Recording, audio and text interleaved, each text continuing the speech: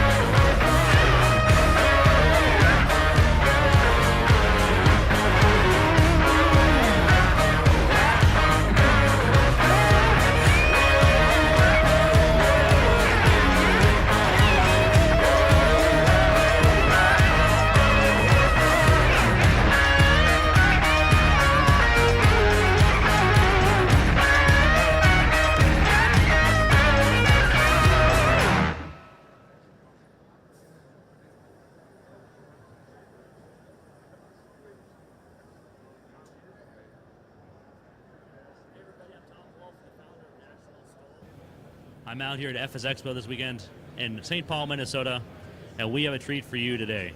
We're going to do some amazing eSTOL competition, but we're going to do it live and in person here on the floor of FlightSimExpo. So we're going to join me today. I have a couple people on the call with me, and we'll go to them in just a second here. But what we're doing today is we're going to host a competition. Every competitor will get 2 runs in an airplane that's sitting next to me on the ground here. And those are our cockpits here, presented by Next Level Racing and MOZA, with monitors by MSI and Be My tracking. And the PCs, of course, by Built PC. So we're going to present those, and we're going to do a competition, and every competitor will do 2 runs, short takeoff and landing, around our field at Clarion, Pennsylvania, where you've seen our show there a couple of weeks ago. And from that, we're going to go and do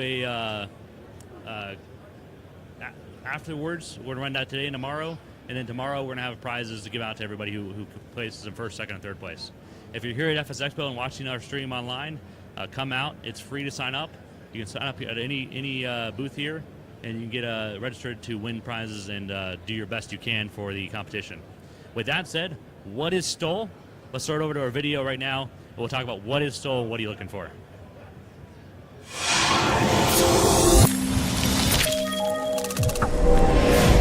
Erickson. Takeoff and landing competitions are simple. We have the pilots here competing in separate classes to get the lowest score possible. As you see behind me, we have the start-finish line, so let's start with the takeoff. This runway is marked with a start-finish line, and as a competitor parks their main gear on the line, they apply power and position their aircraft to get off the ground as soon as possible. Once their main gear leaves the ground, a line judge will mark their takeoff score using the measuring line along the side. This score will be added to the pilot's landing score on this heat. The landing is in 2 parts. It's either over the line and counted, or if the pilot's main gear touches down before the line, or even touches the line, this heat score is scratched and results on a landing disqualification, and the pilot will have to rely on another takeoff and landing score to get them on the podium. A quick look at our aircraft shows we have 2 types of landing gear, tricycle and tail draggers. On the tail dragger aircraft, the score is marked from the 2 main wheels toward the front of the airplane. And for tricycle landing gear, the score is marked by the 2 main gear in the rear of the aircraft. It's a fierce competition out here, but at the end of the day, it's all about building better and safer pilots in the skies. It's a great day for STOL competitions. Let's get it started.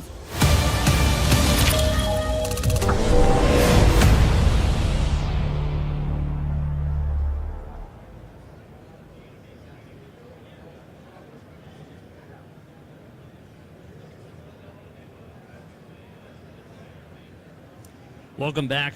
That was a great video to explain what STOL is. We're going to do exactly what that is here in person here at FS Expo. And joining me on the stream, we have 2 of our esteemed competitors. Kat Blue Flame is on board with us, as well as Amal, who will be helping us in the booth, calling out scores to you and telling you who's in first place, who's in second place, etc. So Kat, take it over.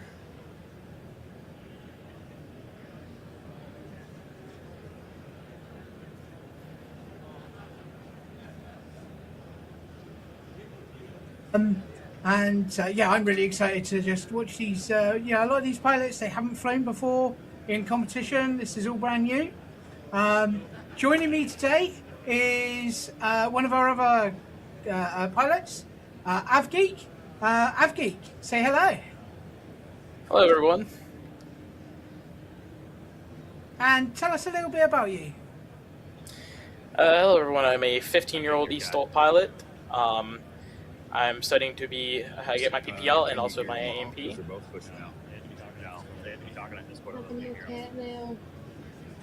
And I want to become a cargo pilot for Atlas Air or a commercial pilot for United.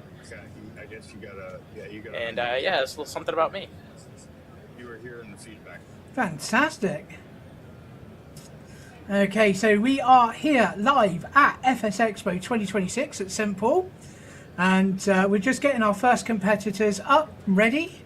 Tom, can you tell us a little bit more information? Like, who have we got? And yeah.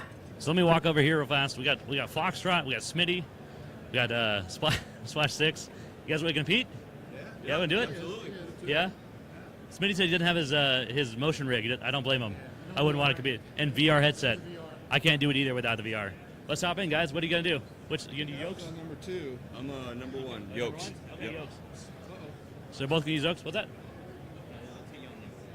So while he's getting that sorted, the person who he's just spoken to, Smitty, he is another one of our competitors. He is also live at FS Expo. He flies using a full motion rig that he's built himself. In fact, he almost put himself through a wall once, and so he needs to have seatbelts. Yeah, so, but it looks like first off, we have Jungle, Foxtrot, and Splasher.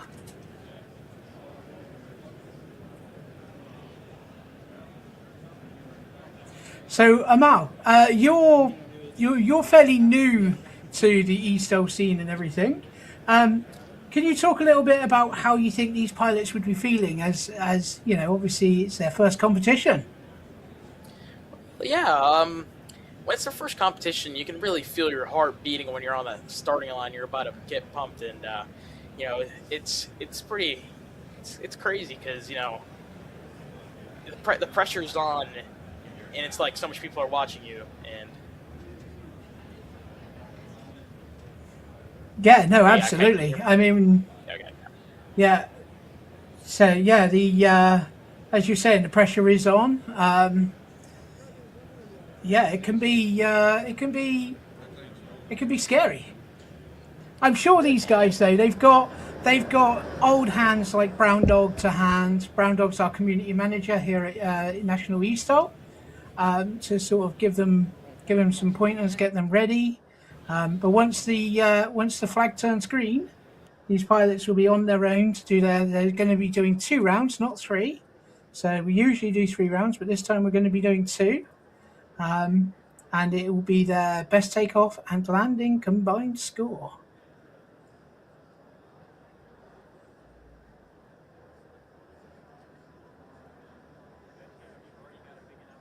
Are those in the right order? So Avgeek, how long have you been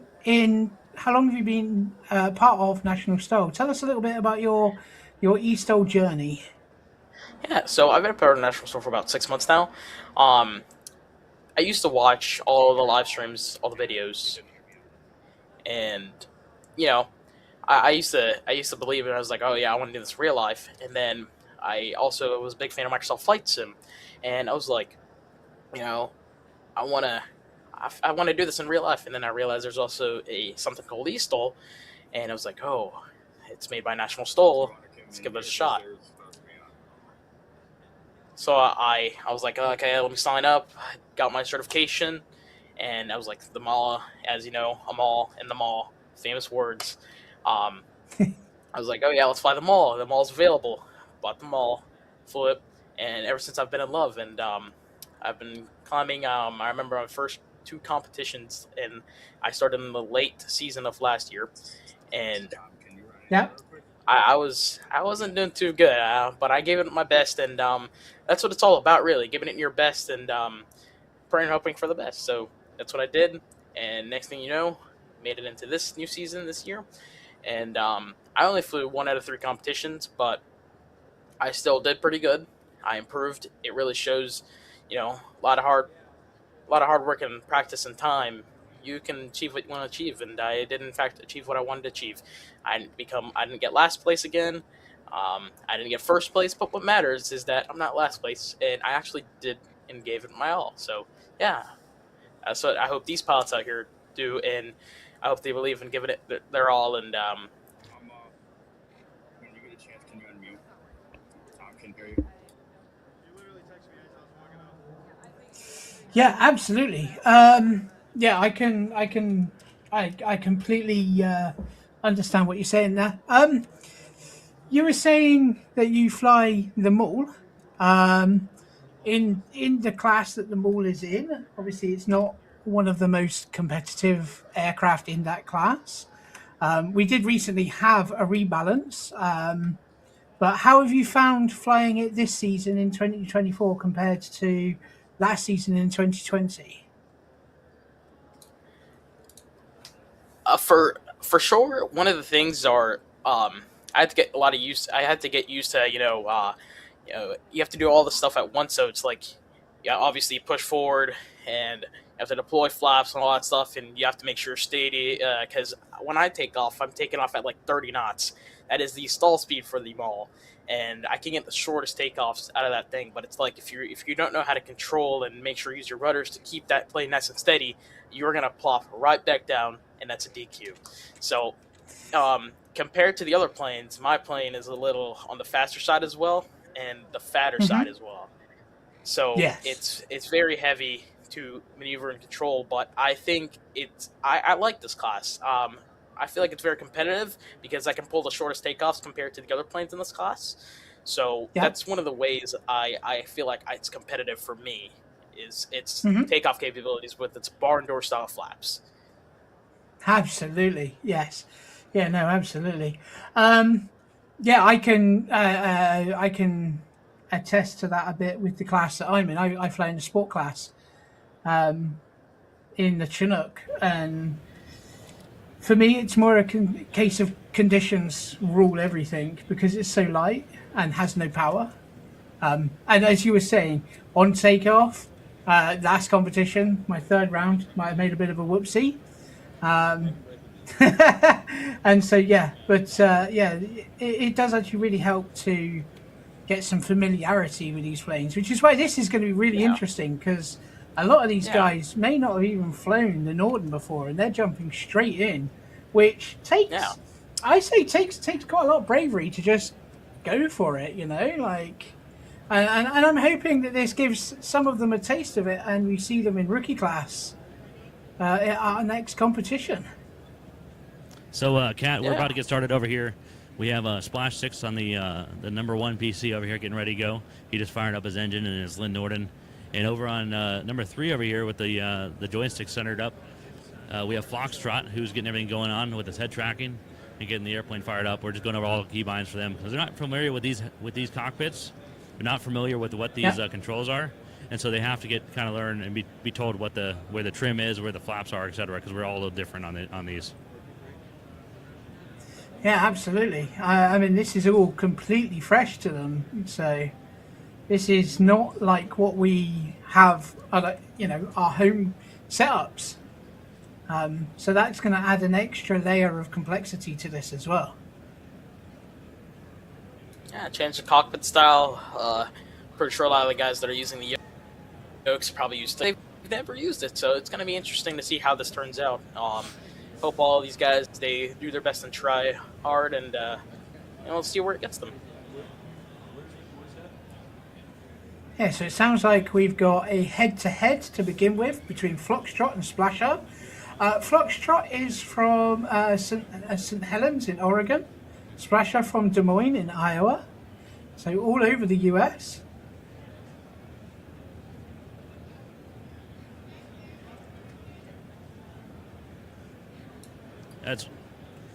And Kat, you know, we have over on the left side, we have Splasher 6 on PC1. He's getting ready to go. Yep. Okay. And he's having some issues with the head tracking over 1, but over on 3 over here, we have Foxtrot, who's pulling up to the line right now, and he's getting ready for his competition. And these are going. The cool part about today is that all 3 PCs are completely independent of each other. Whoever comes and sits down and comes and talks to us, they can fly right away. They don't have to wait for the pattern or anything like that. Is they're going to pull up and go when they get here. So that's the cool part. Is we're going to be completely out independent of each other. You may see people flying at the same runway at the same time. That's perfectly fine today for this competition. Yeah, absolutely. They don't need to worry about flying the pattern in the same way that we do in National STOL and eSTOL. Yeah, this is all live per person. So looking forward to seeing our first takeoff. So Foxtrot's getting ready to go. He just pulled up to the line in his Lynn Norden, and he's just going through our eSTOL scoring tool that Steffi made for us. That's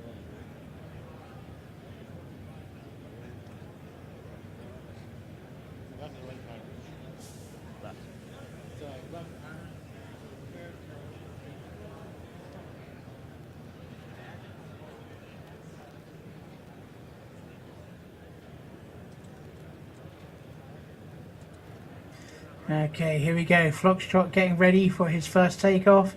Just familiarizing himself with the controls, like they were saying. These are all completely new to, Here he goes, guys. to each pilot. Foxtrot's getting ready to go. He's advancing throttles. He's released the brakes, and here he goes. And just take a look at how Foxtrot pushes that stick forward and pulls it back and gets off of the ground. Come on.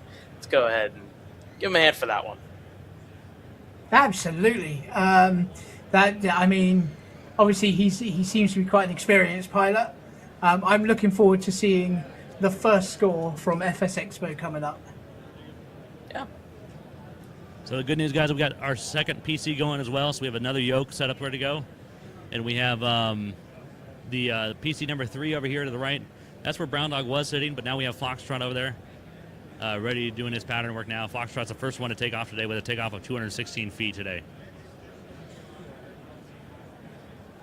Let's give him a hand for that. For the first time, it's pretty good. 216. That's a wonderful, wonderful job. Big difference. Yeah, absolutely. Yeah. So we have a I couple remember when I did I my think a first lot- takeoff, it was 480. We have a couple people coming up to us right now. We can sign up right here on our QR code here. And it's free to sign up. It's just for the competition today. We win some amazing merch for $75 for first place, $50 second place. So Just take give a it look shot. at those beautiful next level racing cockpits and the wonderful MOZA gear. Shout out to MOZA and Next Level Racing for creating such good products for us flight simmers to use. Just wonderful. Yeah, and the joystick that he has, that has full force feedback, so he'll be feeling feeling the wind, feeling everything in that cockpit. And yeah, so that would be that's also a new experience.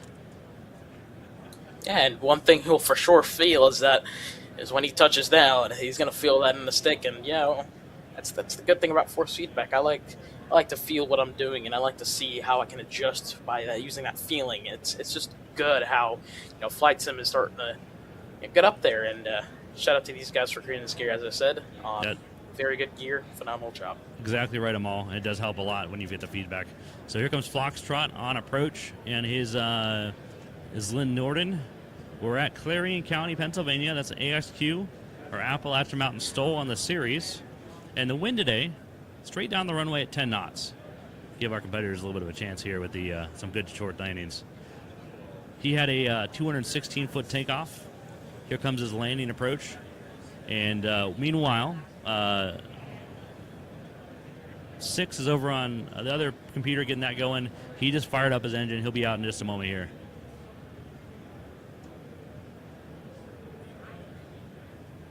Just take a look at that slow approach. He's easing back on that stick, taking it easy, nice and smooth.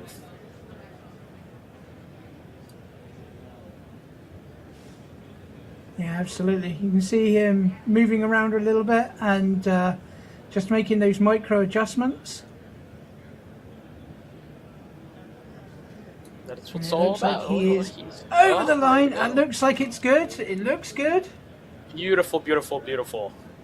So that was a scratch by 15 feet, guys. He was so close. Oh! But he has one more Oh, attempt for- here. He has a chance to go again for one more pattern around. So he's going to taxi back to the start-finish line and give it another shot. So his 216-foot takeoff, all unfortunately for nothing. His landing 139 feet, but he just scratched by 15 feet. So because he scratched, he's going to go again and try to go again. There you go. That's what it's all about. He gave it his best. He tried, and that's what it matters. He has a nice low approach. His takeoff was wonderful, and that's what it's all about. Giving it a good shot, trying, giving your best. Not only that, when you're on approach, you do sort of pick up the sight lines. So he'll now know that his previous approach was a little bit low or a little bit too slow, dropped it just a touch too early, and he'll be holding it off just a little bit longer, and dialing it in. And that's going to be another challenge. Obviously, we're only having two attempts at it. That's going to be another challenge of this. So here he goes, getting ready, Foxtrot, for his second round. Splash 6 is pulling up to the line as well. So he's ready to go as well. So we got both of them going at the same time here with Foxtrot on the for second pass and Splash 6 on his first pass. Here goes Foxtrot on the roll, pulling back on the stick, pushing the nose over and keeping the ground effective much as he can there. And now he's airborne. Pretty good takeoff. That was 88 feet. Actually, much better than the first one by 3. So he's basically 30% of his first one. That is absolutely huge. He looks like he's already getting a hang of the Slim Norden and all of the equipment. I'm really excited to see what he can do on his landing.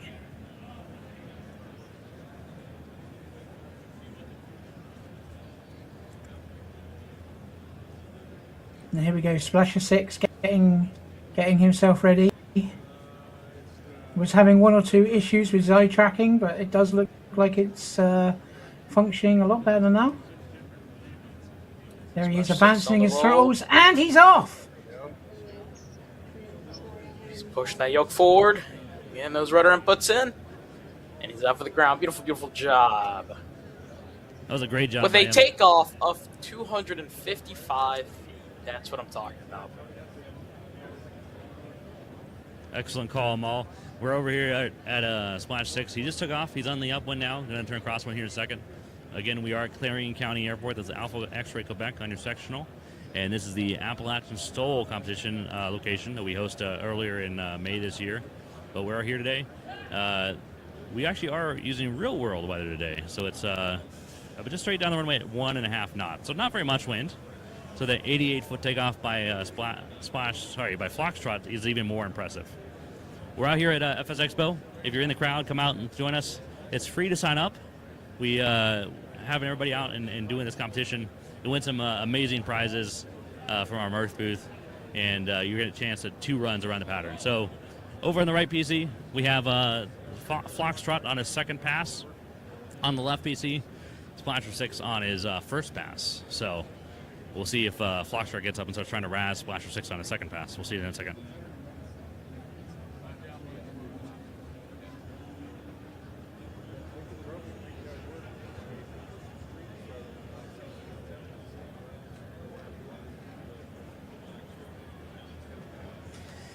So right now I can tell you as a pilot, as an eSTOL pilot, and I'm sure Avgeek you'll attest to this. Right now there is so much going through your head. Did I just do a good takeoff? Am I doing the pattern right? Where's that cone? Am I at the right speed? I'm coming in, and here we go. Looks like a bit of a higher approach this time. You learned from his last one that low approach sometimes can hurt you, and that's good. He's learning, he's thinking through his head, and he's seeing what's going on. He's taking that nice high approach. He's coming in. That's what it's all about.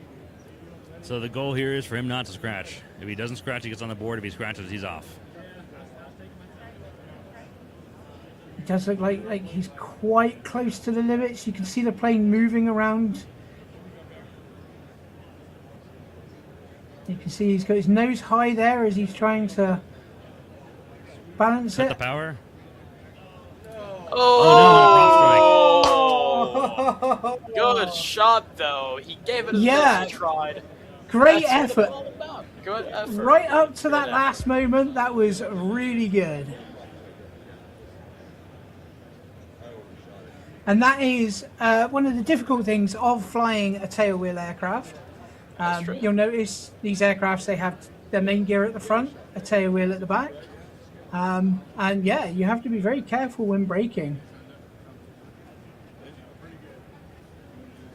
Yeah, we gave it a go. So, Fox, how was it? I loved it, man. So I've been watching you guys' eSTOL for quite a long time, right? And it's so cool being able to see Brown Dog and Red Baron and everything, you know, doing what they do, and champions. I'm eyeballing Brown Dog. And I've had the dream of like participating in it, you know, wanting to do it, but just questioning my aptitude, obviously, right? But I'm officially an eSTOL participant now, and I have you guys to thank for that. So thank you for the opportunity, and give it a try, everybody. It's camaraderie and it's great fun, right?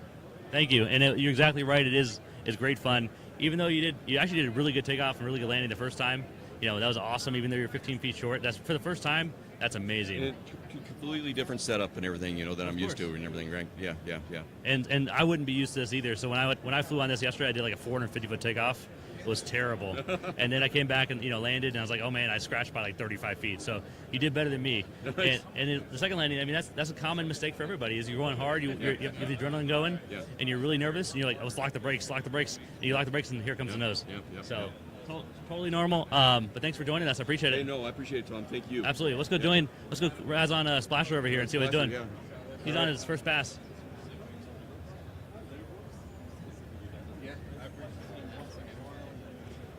Look at that Splasher getting dialed in. He's adjusting that throttle.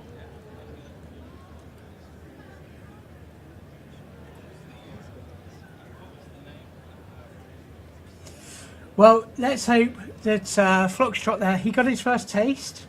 He was talking about, he has watched us and would like to join.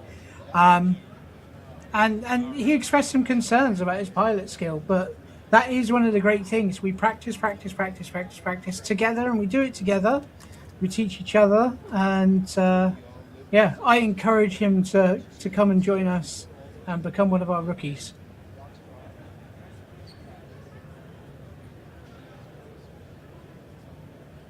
So here we go. Splasher coming in on his first landing. He's focused. He's dialed. He's ready to plop it down. Yeah, you can see the focus in his face now as he's bringing it in. Yeah. And he's over the line. Yeah, he looks like he's carried a bit of distance. But he's down. Just try to get it stopped without going nose over. Bit of Does speed look in like that he's one. gone. Yeah, he did carry a lot of horizontal velocity. So this airplane stalls about 34 knots. He was doing about 48 when he crossed to the start-finish line there. So he's carrying a lot of speed for this airplane. And, of course, it translates to a longer distance. So he had a takeoff for quarter and 255 feet. Unfortunately, he did not stop. So he needs to make sure he stops next time. Otherwise, it's going to be a 1,000-foot landing roll, which obviously is a big one for that takeoff. That's another thing Yeah, with the Norden. absolutely. Norden is very performative, so you can take that thing very slow, and if you're about to stall, you can give it a little bit of power, and it will stay up. And Tom sort of touched on a point that we often, a point we make, which is even if you think you're scratched, you've gone long, even if you are 100% convinced that you've made a mess of it, still stop, get a distance. Better to get a distance than none. Absolutely, because you never know. You may be wrong, and that mistake. And We've seen that's- that mistake happen in National STOL and eSTOL. So yeah, absolutely, always stop.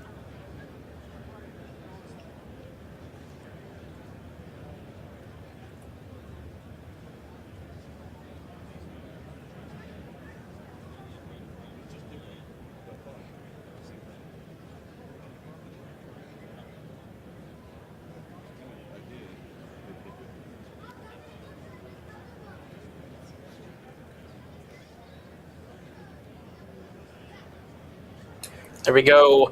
And Splasher's down on his roll. There we go. He's pushing forward on that stick. And he is off. Yeah, there you go.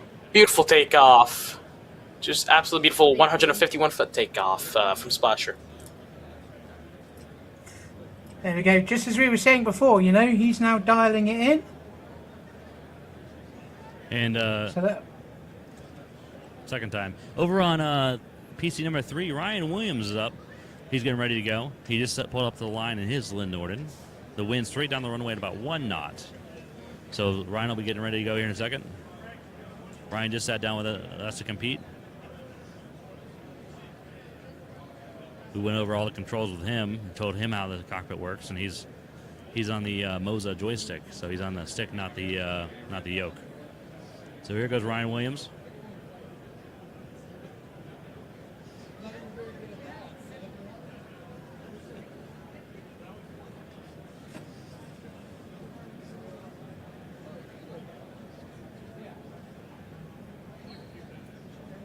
It is a little bit harder, guys, than I give them credit for. Is the thing that they have to worry about is that they have they'd never practiced on these PCs. They'd never flown these airplanes. And so they come over and sit down with us for the first time, and they have to sit there and try to fly these airplanes for the first time and get off the ground.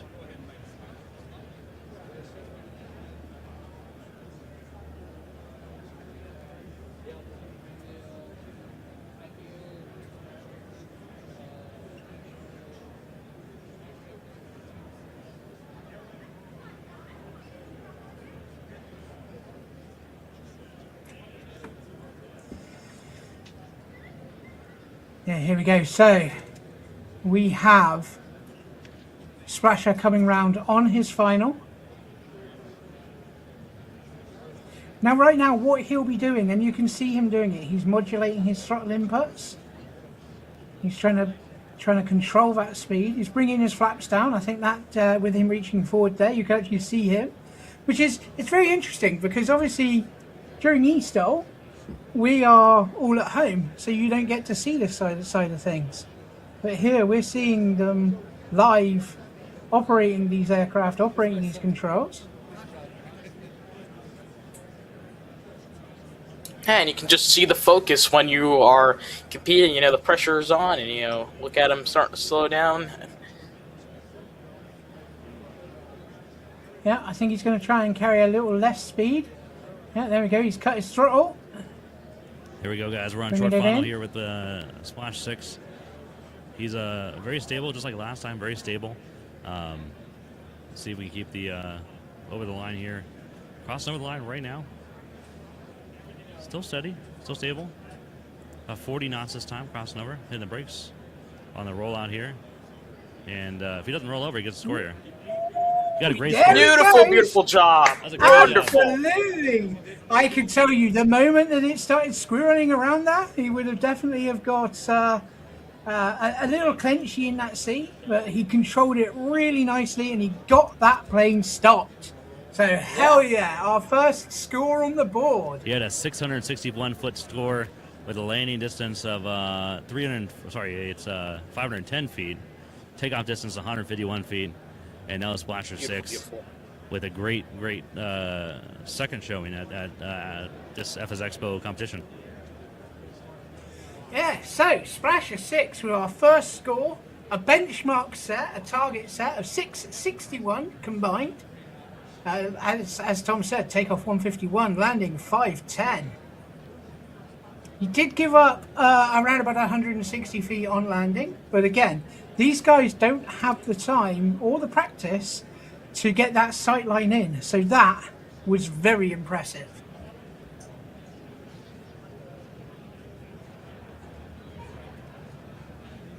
And it looks like, Tom, we have somebody else doing patterns, is that correct?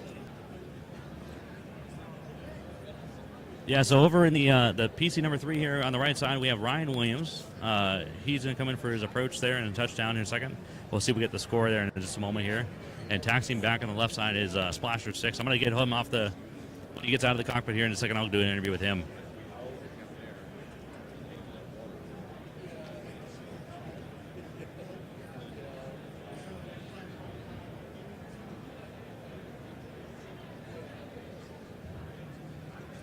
So, if you've seen this on the stream and you thought, that looks like a lot of fun, and I can tell you, it is a lot of fun, how can you join us? So, the way you join us is you join us on our Discord. The link is nationalstol.com/chat. That'll give you an invite to the Discord. Once you're in the Discord, come say hi. Get yourself trained up. Get yourself certified. And then, yeah, you can, that just gets you in. You start as a rookie, and you're one of the team, one of the family, shall we say. So, Kat, I thank you for that. I'm over here with Splasher 6, who just competed in his first and second ever competition at FlightSimExpo here. I'm a greenhorn. So how do you think? How'd it go? It went good. A little adjustment, getting used to the force feedback, which I don't have. And no head tracking, but felt better on the second one. The Norden's hard to slow down. Yes. Dropped all the flaps I could, but the second one worked out real good. Yeah, your second one was about a 510-foot landing, Yeah. 151-foot takeoff, I believe, or 155-foot takeoff. That was great. Perfect. A great land. And actually, your number one, you beat Flockstrot. He scratched his second time there, and so you beat him on that one. Actually, he scratched the first time, and he crashed the second time, so you beat him on both ones. Is he watching? No. I'm sure he's watching. But anyways, great job today. Thank you very much. Thank you for doing that. Thanks for the opportunity. And absolutely. And hopefully you win some prizes today. Hooked. We'll find out. All right, thanks. Talk to you soon. You bet.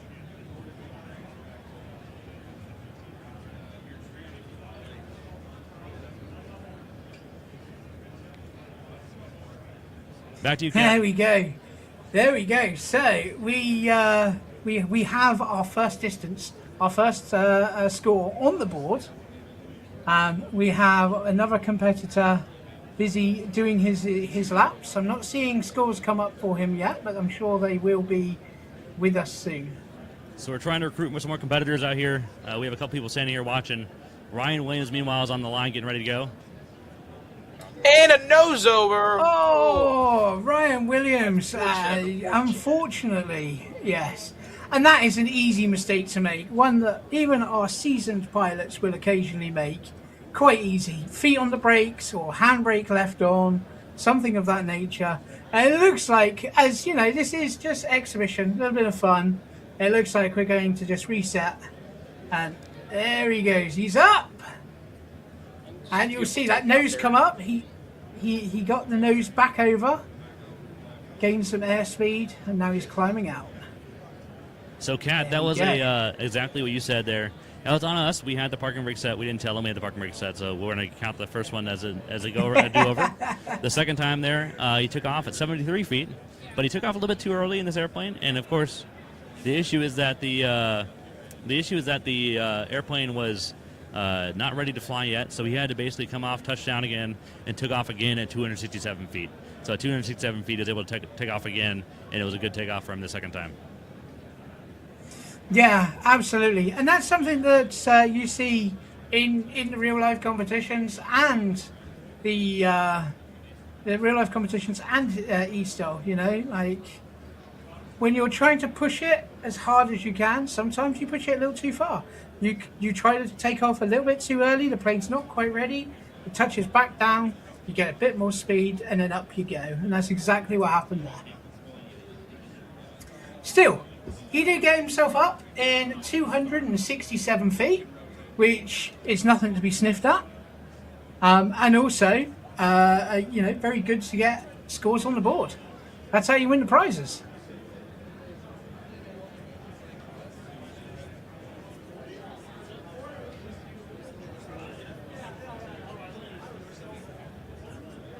And as you can see, there's people around watching, and that's okay. You don't have to compete. You can stand, you can watch, talk, ask how eSTOL works, and then STOL in real life.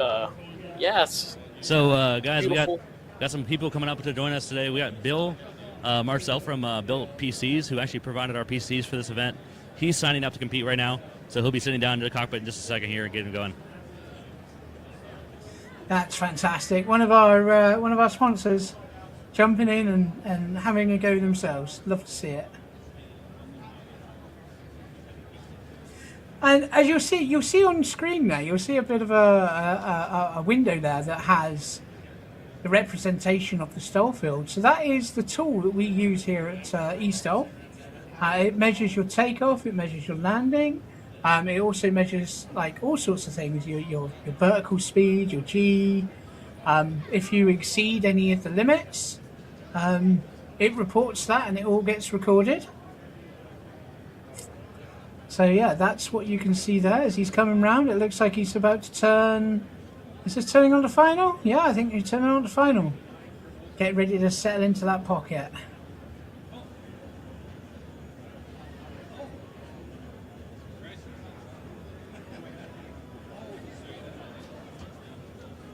So Avgeek, what's going through your head when you're in this situation right now? When I'm in the situation, one of the most things is like, am I slow enough? Am I fast enough? You know, do I have all my flaps? You know, how's the wind? You know, it's a lot of overthinking. You're like, am I gonna make it? You know, I just got to make it over that line. So, but one of the most complicated things is, do you have enough speed? Because you know, I like to stall. Like if my stall warning is not going off, I don't like it at all. I like to hear that ring in my ears, and I know I'm going to make it. So Amal, one of the problems here they have is they have no speakers. They can't hear anything going on in the cockpit. They don't know when the stall warning is going off. They don't know what the engine's doing. They don't know when anything's going on in the airplanes, other than what's going on in front of them on the monitors. So here comes Ryan Williams on approach.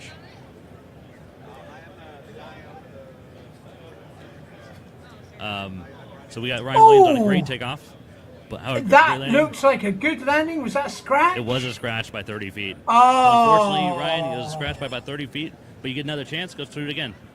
So we'll taxi back and try again. He had a stopping distance of 114 feet, landing distance of 84 feet. However, he was 30 feet short of the line. So his next time around, he's going to try to get it past the line and get a good score in the books.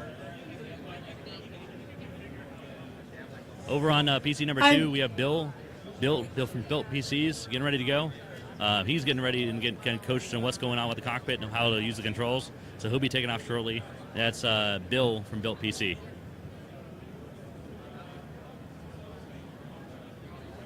Yeah, absolutely. And Built PC are the guys who have built these PCs. It's a good name.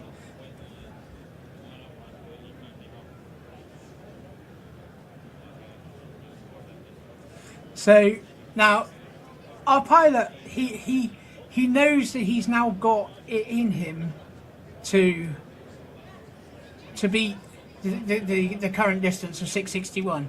He had a good takeoff. He had a good landing. The landing was just a little too short. So now all he has to do is put those things together, put everything together, do a little more distance, and that's something that is very difficult because what we do here at eSTOL is not like what a standard landing on a standard runway is like. On a runway, if you're 50 feet further down the runway, that's not a problem. They're 3,000 feet long, they're big long things.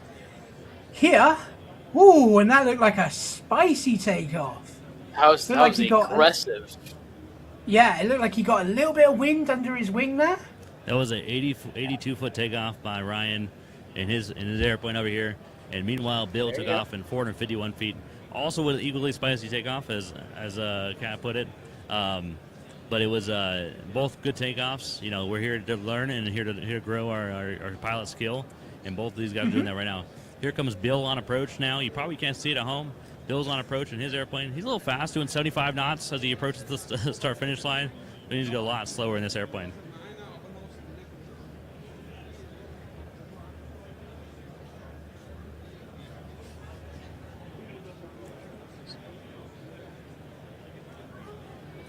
So Bill is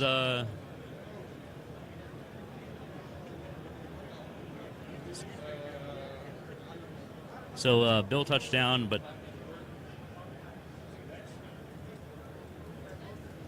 Bill touched down, and he's about he actually had to go around because he was a little bit too fast. So he's gonna try this again. Again, as we mentioned earlier, they've never used these cockpits before, never used these airplanes. So they're not used to them. If you're flying a 172, you're going to land a lot faster than you would in a Zlin Norden. And so the Zlin would normally touch down about like 38 or so. And at 38 knots, he's going to have a lot less momentum forward, and he can actually touch down and stop. Whereas when you're going about 75, like you would in a Cessna or 182, you have so much momentum forward, it's going to be a lot longer distance to travel. So in Bill's case here, he was just going too fast. But that's all right, though. He's learning. He's slowing down a lot more now. He's doing 48 now as he comes down the base to final there. And meanwhile, Ryan's also on downwind, turning base, and he's doing about 70 knots in the pattern here as he turns final.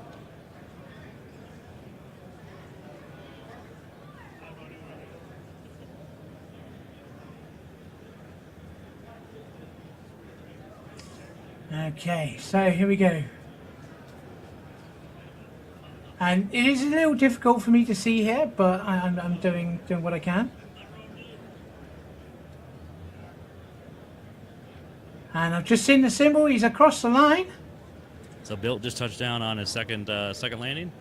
And his second landing was a scratch. He touched down 85 feet short of the line. However, that's all right. He has one more time around. He gets two attempts here. And so we'll go around one more time.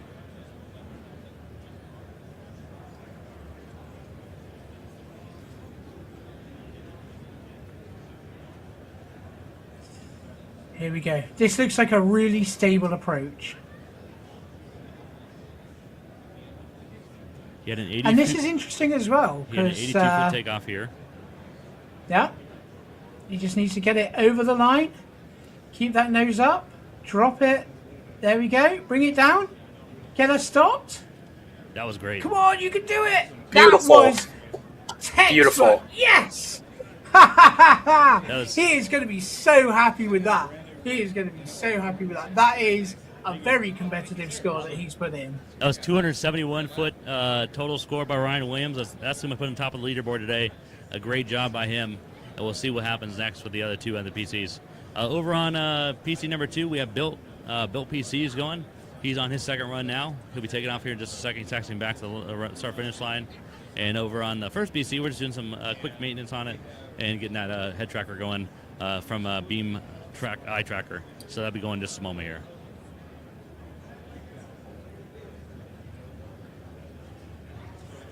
Yeah, absolutely. So now a high score of 271.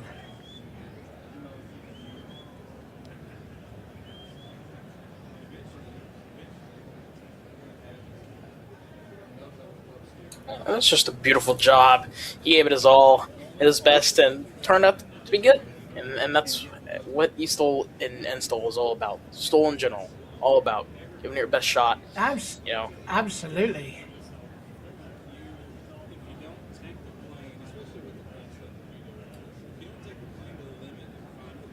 And that's the, I mean, that is the crux of the competition. I mean, he did everything right. He took his first round to get his eye in, his first round to sort of get a feel of things. He got a feel of his plane. And then in his second round, he attacked that line. yeah. And you may fail the first time, but I promise you, you just keep trying. You'll get there. You'll get it. Absolutely. Rome wasn't built in a day, and neither was decent STOL scores. So not quite sure. We were just waiting for the result from Built's second round.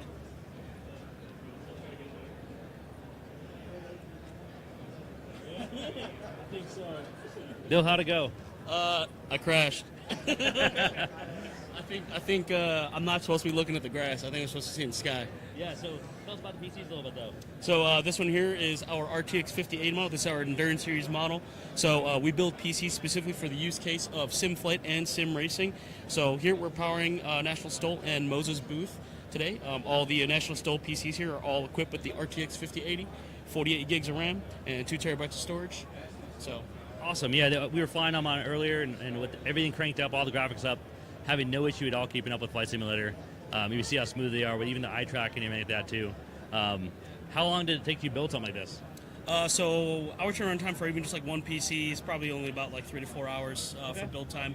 But for turnaround time, say if we want to place an order, we're mainly B2B, so we supply PCs for a lot of the turnkey sim integrators in the U.S. We build for Podium One, we build for AppAV, Focus Sim, and many of the other sim turnkey integrators in the U.S. But for the one-off dropship, we can also supply some of the PCs. We're going to be having some available on our Java.gg e-commerce store. Okay. So those ones will be launching in a couple quarters very shortly. So turnaround time for those ones, basically as soon as you place an order, they're going to ship within 3 days. Awesome. Yeah, that beats me. When I build my PCs, it takes me like a week and a half to actually put all the. I get it together, and I have to do all the cord management again. You get it all looking nice, and you look at these PCs, and like there's not a single cord out of place. It all looks amazing, whether it's on your desk or on your flight sim. You're good to go. So it looks great for these expos as well. So thank you for competing. Thank you. Hopefully you had a great time. Oh, it was fun. Yep. Bring your team back, have them compete too. Absolutely. So see who wins. Thank you. Thanks. See ya. Back to you, Kat. Okay, so it looks like we have new competitors up in the seats, getting ready to go. And This will be John Okay. Martins over on PC number 3 here. John Martins came up to me and said, I've never competed in eSTOL because I really want to try the force feedback though. I'm like, well, we can do both. So we can set it up and get you going there as well. So he's actually getting ready to get taxi up to the line and take off for his first eSTOL run as well. but he knows about eSTOL. That's the cool part is people here that come up to me and say, hey, I've never competed. I've always looked at it and always watched you guys online, but I was always too afraid to do it. I'm like, well, now you have a chance to do it. So it's pretty cool. Yeah, absolutely, and hopefully this will be a great little taster, a great little amuse-bouche of eSTOL that encourages them to join us on our Discord, nationalstol.com/chat to join that Discord, and come join us and hang out. I mean, if you're not ready to compete straight away, that's not a problem. We're a social bunch. Come and hang out, learn a few lessons, do a few group flights, and before you know it, you'll be at the razor's edge of competition with the rest of us.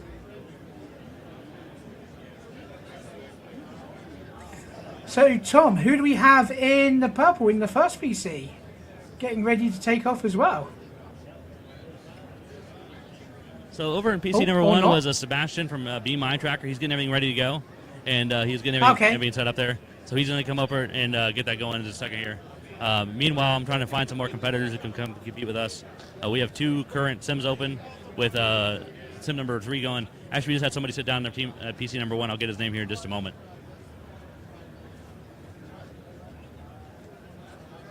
Guys, don't be shy. If you're watching and you're at FS Expo, come along and you can give it a shot. You can do good, bad, it doesn't matter. In the end, you tried, and that's what matters of eSTOL and STOL. So come on down and give it a shot. Yeah, absolutely.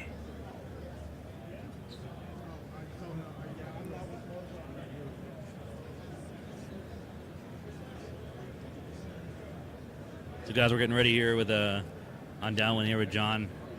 He's turning back to the airport here in just a moment. And over on PC number 1, we're getting ready to take off and taxi back to the start finish line. Do we have a takeoff distance for John's first takeoff?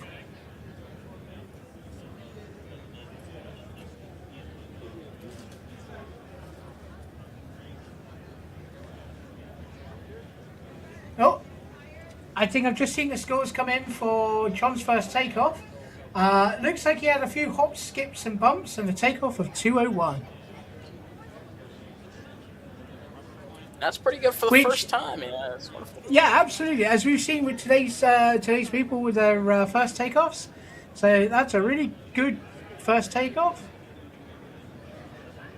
He'll be getting his eye in on that. Like I said, all of these controls, they're all new. The force feedback is new.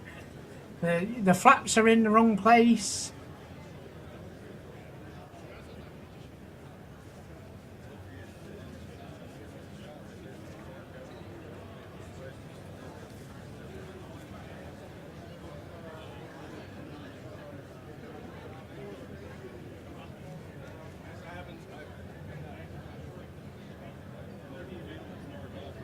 And as it says there, stop by National STOL, sign up, come and compete, jump in one of these seats, and see if you can get a score on the board. Yeah, don't be scared. It's free, guys. Yeah, and prizes to be won as well. So over on PC number 1, guys, we have Mateo S. He's getting ready. He's getting all his controls set up and eye tracker going.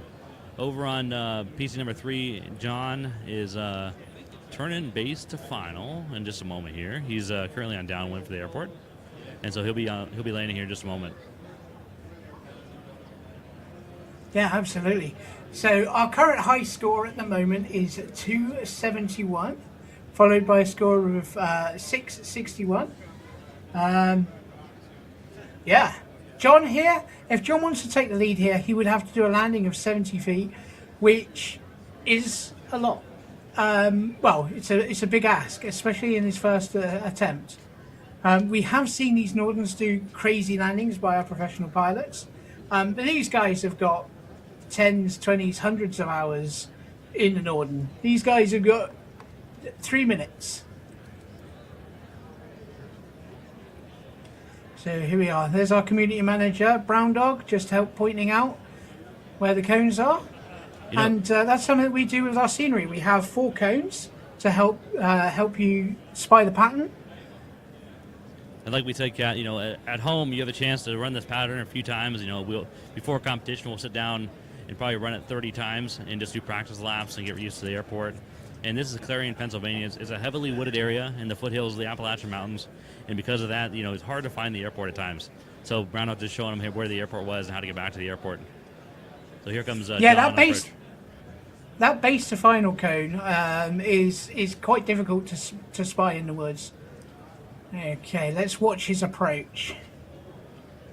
Fops are already deployed. There we go, you can see he just closed his throttles and I was just modulating them, feeding in the power, just keeping that nose in the air. Oh, and he nearly touched down, but he's got it up. I think that was a little bit before the line. Oh! And all the way over. You have a shot though. That's all. Absolutely. And I've got a feeling that Brown Dog might have caused him one or two issues there, because I am seeing on the tool, we can see if the parking brake on. Tom, do you want to let Brown Dog know to take the parking brake off? Yeah, I'll let him know the parking brake's on. That could be part of the reason why he touched down so roughly there. He got a scratch of 179 feet, but he did give it his best, and parking brake was on as well. Yeah, and he's got another round now, so he'll have his eye in a little better. He'll know the plane. Brown Dog's there to help guide him around the circuit, which, I mean, I was flying at Clarion County in the sim just a few weeks ago in competition, and that final pylon is difficult to see. Yeah, and he's going to learn from his mistakes for the last round. He's going to take that now, make himself a better pilot. He's going to come in hot, put it down, and walk away. That's what it's all about.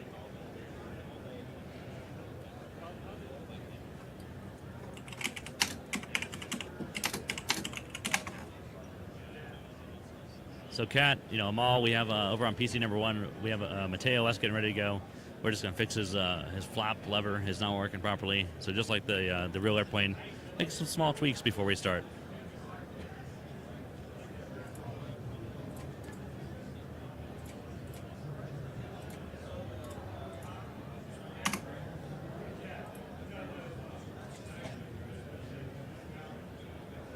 A little bit of a lull, guys, as we get ready to go here again. We had to reset PC number 3 with John as he ended up on his back.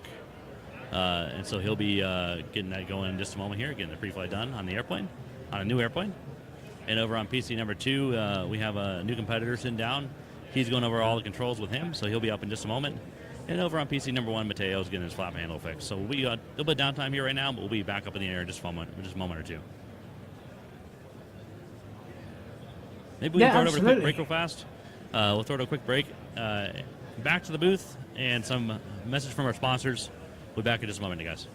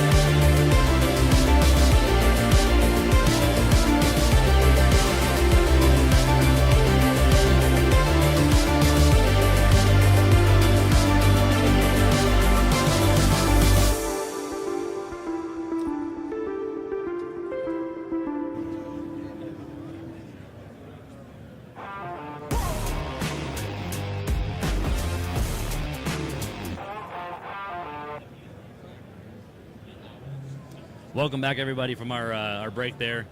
We have our competitors over here. Mateo on PC number 1 here, getting ready to come in for his landing. He's on downwind, turning to final here in a moment. And over on PC number 2 is Brian Harris and his Lynn Norden, getting coached from one of our eSTOL competitors, Heisenberg, who's teaching people how to use the controls and how to work around the cockpit. And over on PC number 3, John's getting ready for a second run and his Lynn Norden as well. Yeah, absolutely. And number 1, he during the break he did his first takeoff and got a very respectable score of 332. So again, another solid takeoff for your first takeoff, and that'll give you the confidence to come around the pattern and attack that line.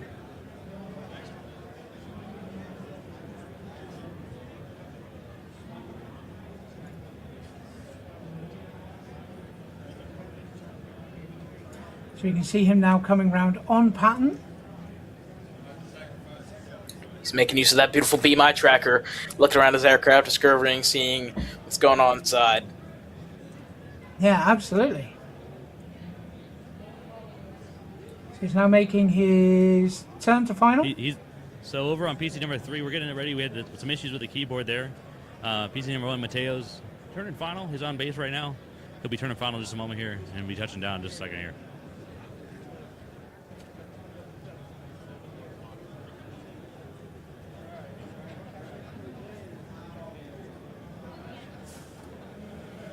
So, Kat, as we're flying here at Appalachian Mountain STOL, what's your favorite airport you fly at, and what's your favorite competition we do?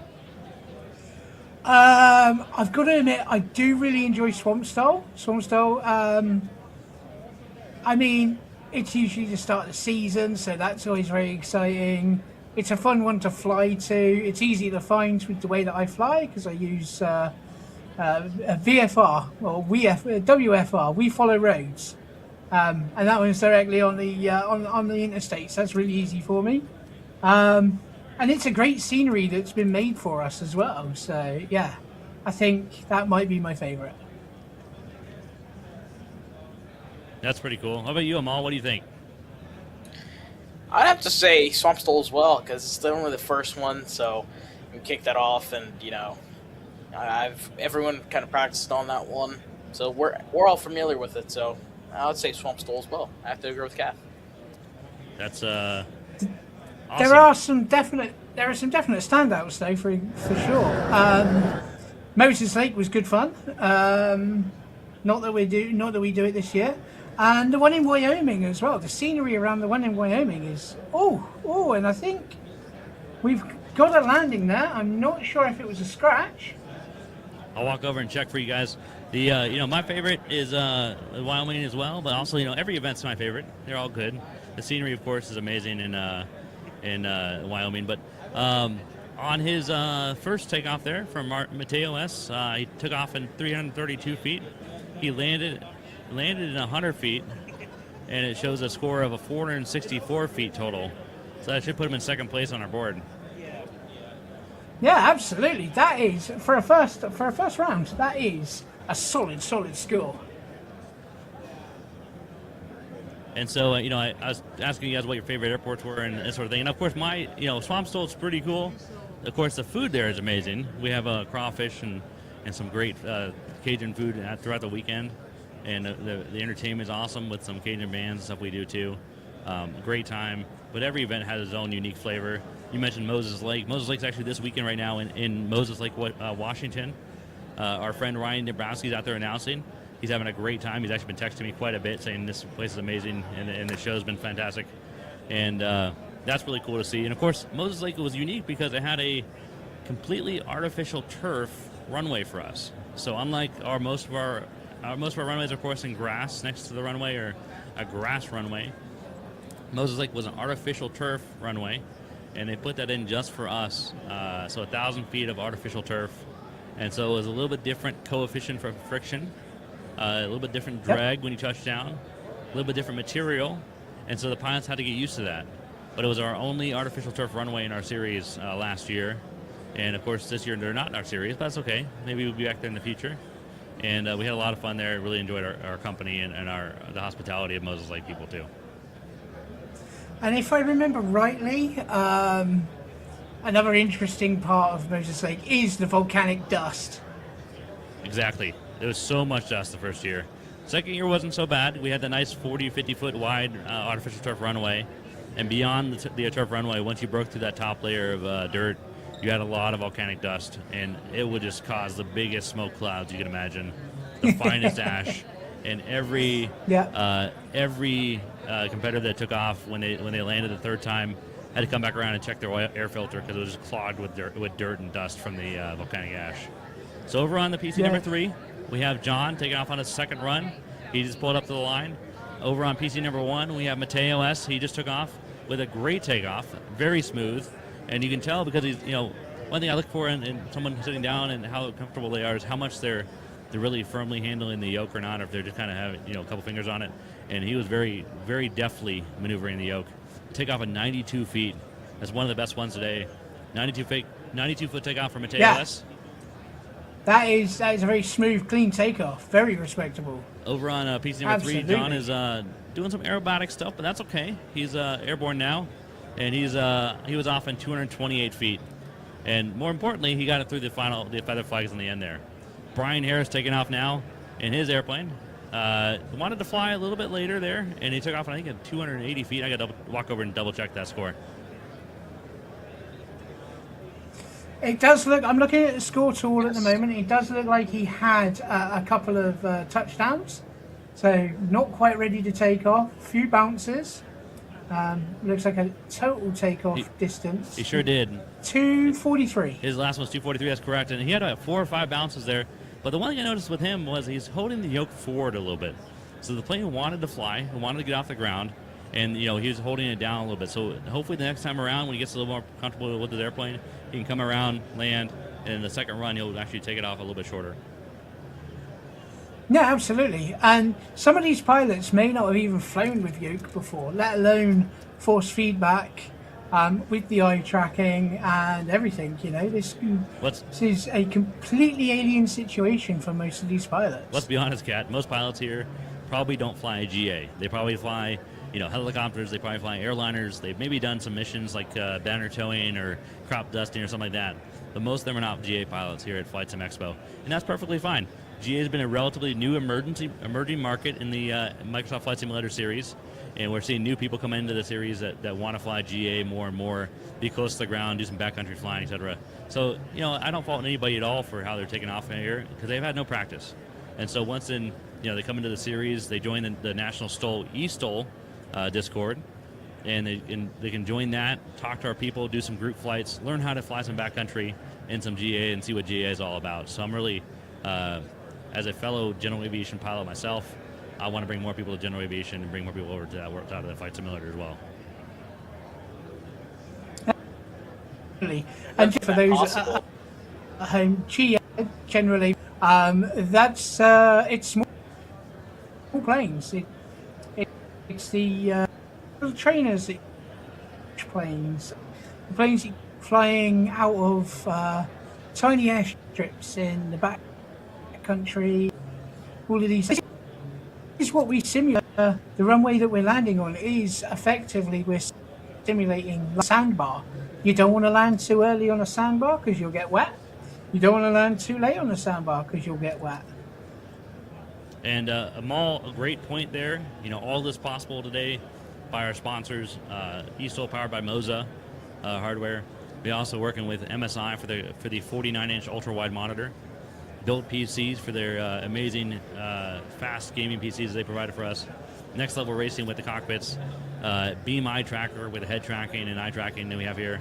So amazing sponsors we have for today, and that all couldn't be possible without them. And it looks like Mateo has come down for his final stop. A touchdown of 41 feet, so he got close to the line. I think he's closest to the line. That was actually John on his second run. Oh, and his total score was 601 feet on his landing. A little bit squirrely, but not so practiced, so it's okay. And here comes Mateo on his landing.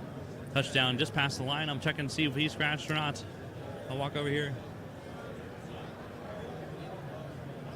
Oh, the pool. Oh, yeah. And that was a scratch of 9 feet, so he was right there So Mateo scratched on his second run, however, just by 9 feet. So I mean, it was real close there on Mateo. I mean, that's competition, competitor, expert level of scratching.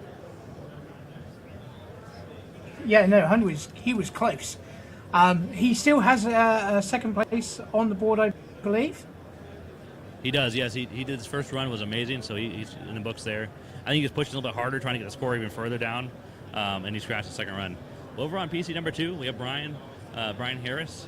He's doing some slow flight on final. He's down at 38 knots now, 43 knots, getting kind of used to the airplane, see how it performs.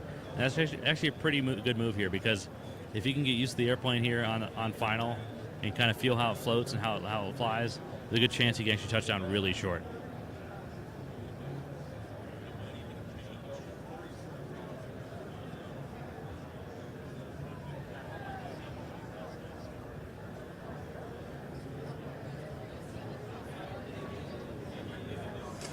Yeah, absolutely. And as you were saying, Tom, and you can see it in the body language, he's getting more and more used to that plane. He hasn't got the death grip on the yoke. He's just, there's one hand there, one hand on his throttle, his rudders. He's using a good kick of rudder. So, we have a new competitor over on PC number 1. Definitely our youngest pilot today. He's getting ready there, getting strapped into the cockpit. Brian Harris is touchdown at number 2. He scratched quite a bit. That's all right. Healthy scratch. And so he'll get used to that airplane and take off again for attempt number 2.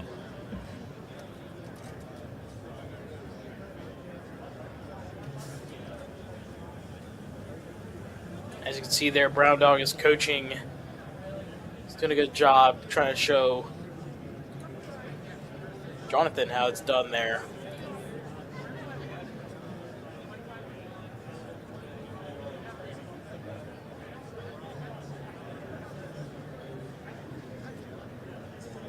Yeah, absolutely. And here we go, like you say, our youngest competitor. I think we need to scooch the seat forward a little bit for him so he can get to those toe brakes.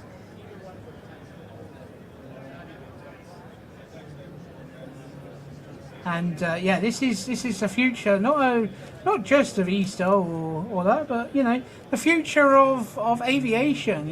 This is the and that's another reason why in the live competitions I really enjoy watching the paper planes. So they do a paper plane competition each round now. And when the kids get up, they fold their little paper planes, and they all have a competition, seeing how far they can get them. I think the response from the winner of one of the rounds last at Clarion County, he was jumping in the air, pumping his fists, and it was really heartwarming to see. So yeah, let's hopefully now with our young competitor here, we'll see exactly the same. So he's getting ready to go. He's taxiing out to the line there. Over on PC number 3, John is doing some extra practice laps. These won't count because he's already done his 2. However, this will just be extra practice because he wanted some more time in the stick gears, which we can allow because we don't have anyone waiting. Brian, of course, taxiing up to the runway here, so he'll be up there in just a second. And I'll go check on our young gentleman over on PC number 1 here.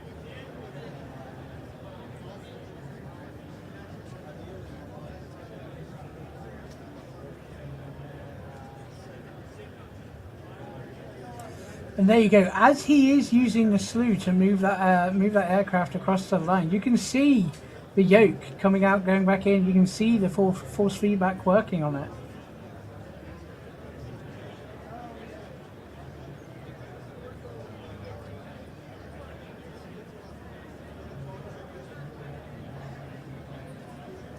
So, friends, about 45 minutes left of our STOL competition today. We're going to about 2 p.m. Central Time here. After that, we'll be back tomorrow as well with another STOL competition. Same one from today. We'll keep our scores. And if you do well today, maybe you place tomorrow. If you could be beat tomorrow, you never know. So we'll see what happens tomorrow as well. We'll be back tomorrow around 1:15 p.m. or so Central Time and go right up to about 3 p.m. or so, 2:45. So we have some options here, but we have chances to do some really good takeoff still. This is like FS weekend a couple months ago. We had a lot of good competitors come back the second day and wanted to put their scores in, and they knew they were going to wait till the last possible second because they wanted to see what everyone else was doing before them. Yeah, absolutely. That's something that is common to the eSTOL competition as well. I know quite a few people, because the way that the roster works, if you sign up first, you tend to be at the front of your group. So there's a few people who wait to sign up until the last moment because they want to get the back of their group, see what everybody else has done. We have lots of little rivalries and things. So, yeah. So Brian just took off at 355 feet.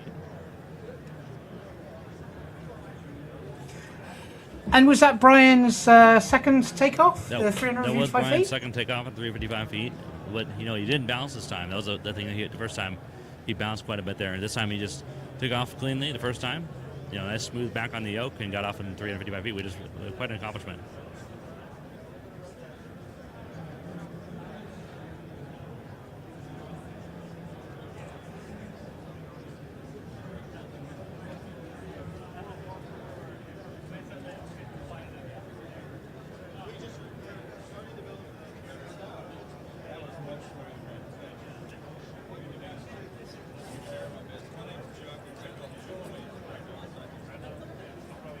So John's done practicing on his third run there. He did 2 really good runs, first and second run there, and he's getting up now from number 3.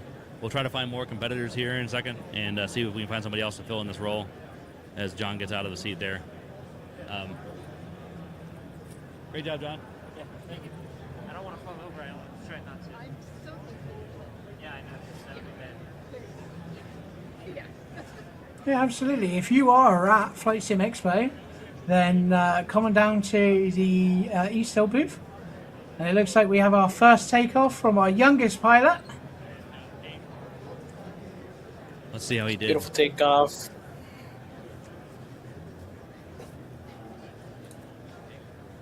Yeah, absolutely. And it Beautiful looks like takeoff of this, 585 feet. There we go. Wonderful, wonderful. yeah, and it looks like he's used to That's flying better in than most third person, profiles. which Yeah. yeah, I know some of our competitors prefer to fly in third person. In fact, we have one competitor that flies in third person in VR, which just boggles my brain, but is an example of the diversity we have at eSTOL. That's right, Kat. In the eSTOL, you have the chance to fly in third person. In real life, it's harder to fly third person. However, Absolutely. we perfectly allow that. It's something you can do. And a lot of times we actually recommend that people try third person first and kind of get used to it and see what their plane's doing around them before they just try to take off themselves. Because if they do that, they can actually see what the plane is doing, what the flaps are doing, how it's all interacting together, and then they jump in the cockpit and see how that goes. Brian's doing some scenic flying. That's all right. He'll come back around to the airport here in a minute. And sorry, not Brian. Our young gentleman here. He actually just touched down off the airport there, so he's going to come back around, try to respawn, and try it again. Second time around. Brown will be turning downwind here in a second. Little man loves a little bit of slow and fast action.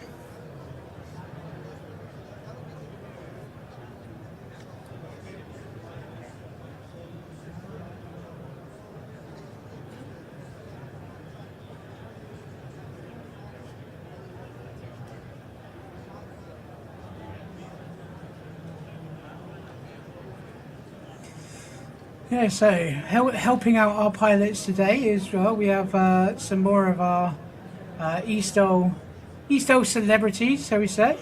That man is Red Baron. He's very active and it's good fun to fly with as well. And that's the thing. When you do join eSTOL and we're having practices, you'll notice about a week before the competition, people will start turning up in the Discord. Everyone starts practicing together. We will start flying together. And that's where you get most of your coaching, to be honest. The training is more about learning just how to operate the aircraft and do the things. And then it goes to the unofficial practices where we all just hang out in Discord and do our laps. Round and round we go.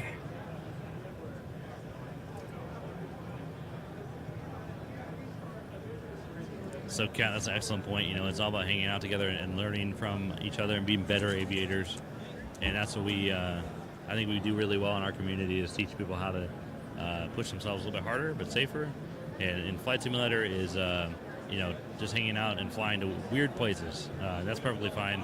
You know, the backcountry of Idaho, backcountry of Montana, Wyoming, anywhere in the world, Australia, New Zealand, whatever, you know, wherever you want to fly, we fly together, and it's a lot of fun. And then, of course, our competitions too. It's a really good community. Absolutely. Guys, if you haven't joined yet, go ahead and join the Discord at nationalstol.com/chat and go ahead and get your trained up and get your certification. And you know, there's a lot of pilots you can learn from. Like personally, I learned from a lot of the pilots. I learned from a previous pilot. I used to fly them all, and now kind of took over. And you know, there's a lot of help. You know, you just ask and you get help to start flying, and you fly and see how it works out for you. You try your best, do your best, and yeah, hope you make it. So just then we saw Brian Harris touch down at 537 feet. He touched down 2 feet after the line, which is expert level precision, and had a great stopping distance. His total score 537 puts him on the books, and maybe number 2 or 3 today. That's really impressive by him. And he stood up. He goes, "I've never done this before. That was a lot of fun. I really enjoyed it." And that is what it's all about. Giving it a taste, giving it a go, and hopefully really enjoying it. So we're waiting for more competitors here. We should have a couple walk up in a second. They should be here in just a moment here. We'll have more sign up and get some more in the seats here in just a moment.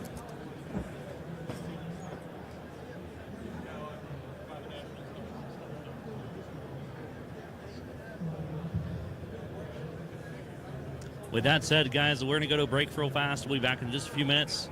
We'll get some people in the seats, get them flying, and we'll be back in just a moment.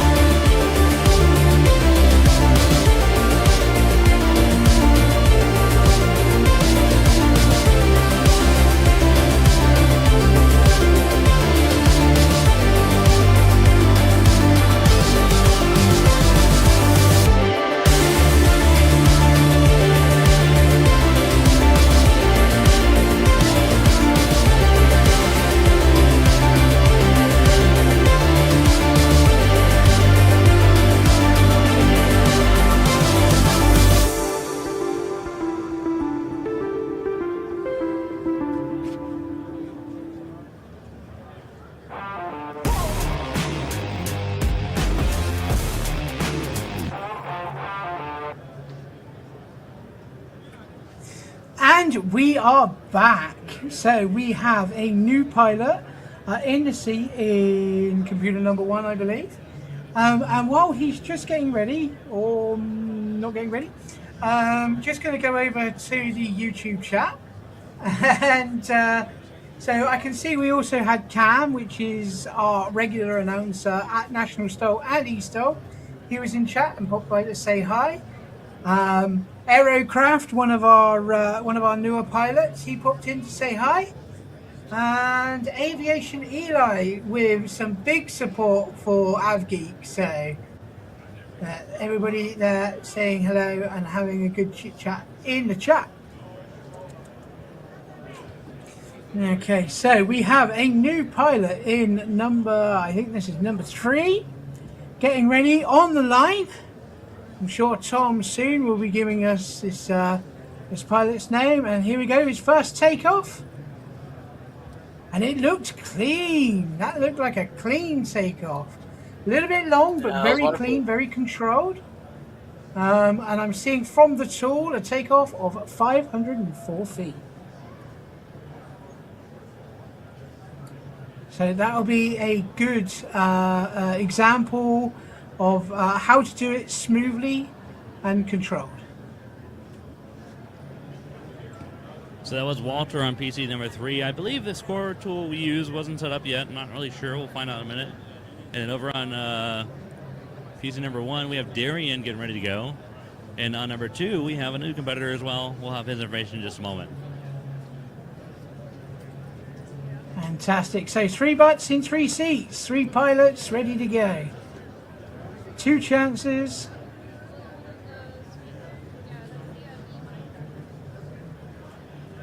And here we go. Walter's turning on to final.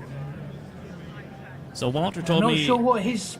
Walter told me he has experience flying J3s, Cetabrias in real life, and he's like, I've never done eSTOL. I want to do it. Can I give it a shot? I'm like, yeah, sure, let's do it. But obviously here on this approach, he had a really tight pattern, 30 knot landing here. You can tell he's maybe not experienced in this airplane, but he's really experienced tailwheel pilot. And clearly, look how smooth that was.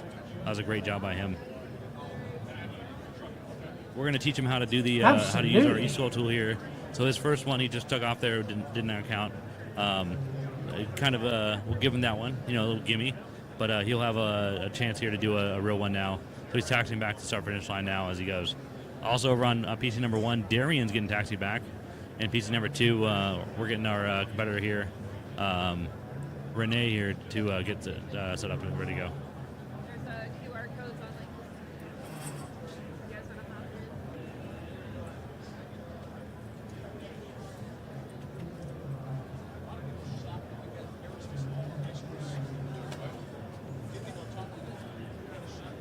Yeah, so that's a perfect example of how real-life aviation and sim aviation cross over. Skills from one do translate somewhat to skills to the other. And I'm not suggesting, obviously, if you can fly in sim, you can fly in real life. Obviously, that's not quite what I'm saying. But it does give you the right thought process. Yeah, flying in sim gives you that perspective of, training. You can practice, you can do this, you can do that. In real life, it's like the real thing. If you screw up, you're done. So use sim to get that practice nice and straight. And, that's what sim's all about. It is harder to fly, but it's training you, There's a lot of things in real life where... So if you're sitting at home right now and you're like, man, I really want to try this, I want to give this a shot, how do I do it? You can get all the scenery we have here today on Marketplace. All of us available on our Marketplace under ANOV. And you can go through and find out all of our scenery at Hartford or Music City, Gallatin, Tennessee, Pinedale, Wyoming, Swampstoll in Louisiana, Moses, Lake Washington, Death Valley's on there as well. So we have a lot of scenery on there you can pick from. You can go through each one of those, and each one of those has our STOL set up there. So you have distance markers on the ground. You can take off and land in a STOL competition field. In addition to that, you also have our eSTOL tool, which is also totally free. So you can go on our website or on our Discord, type in the National STOL scoring tool by Steffi. And Steffi has made this tool for us to give us excellent takeoff on any metrics. And you can use these at home. There's no reason why you have to send this, to go on Discord to fly together. You can totally do this at home just to learn how to do this yourself and practice and practice and practice. And, even compete with your, if you and your brother play or you and your mom or dad to play or whatever, you get them down, sit them down in the cockpit and have them, do a head-to-head competition between the two of you. Hey, yeah, absolutely.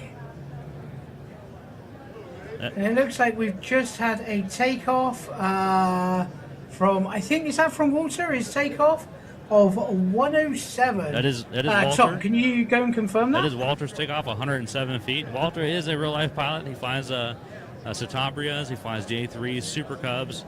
So, he has a little bit of experience in tailwheel airplanes. and it shows on his takeoff. That was excellent.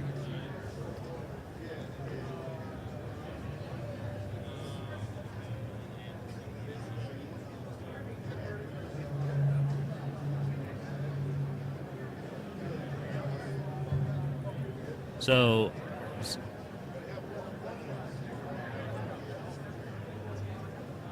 over on PC number 3 is Walter in a red shirt. That's Walter at PC number 3, and PC number 2 is our new competitor Renee in a green shirt.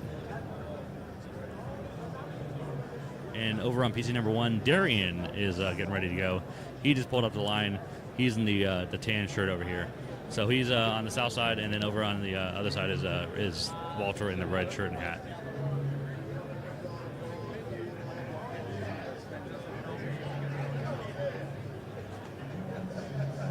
If you're watching at home, it's sometimes a little bit confusing. We're trying to get through the kind of get used to our scoring tool here.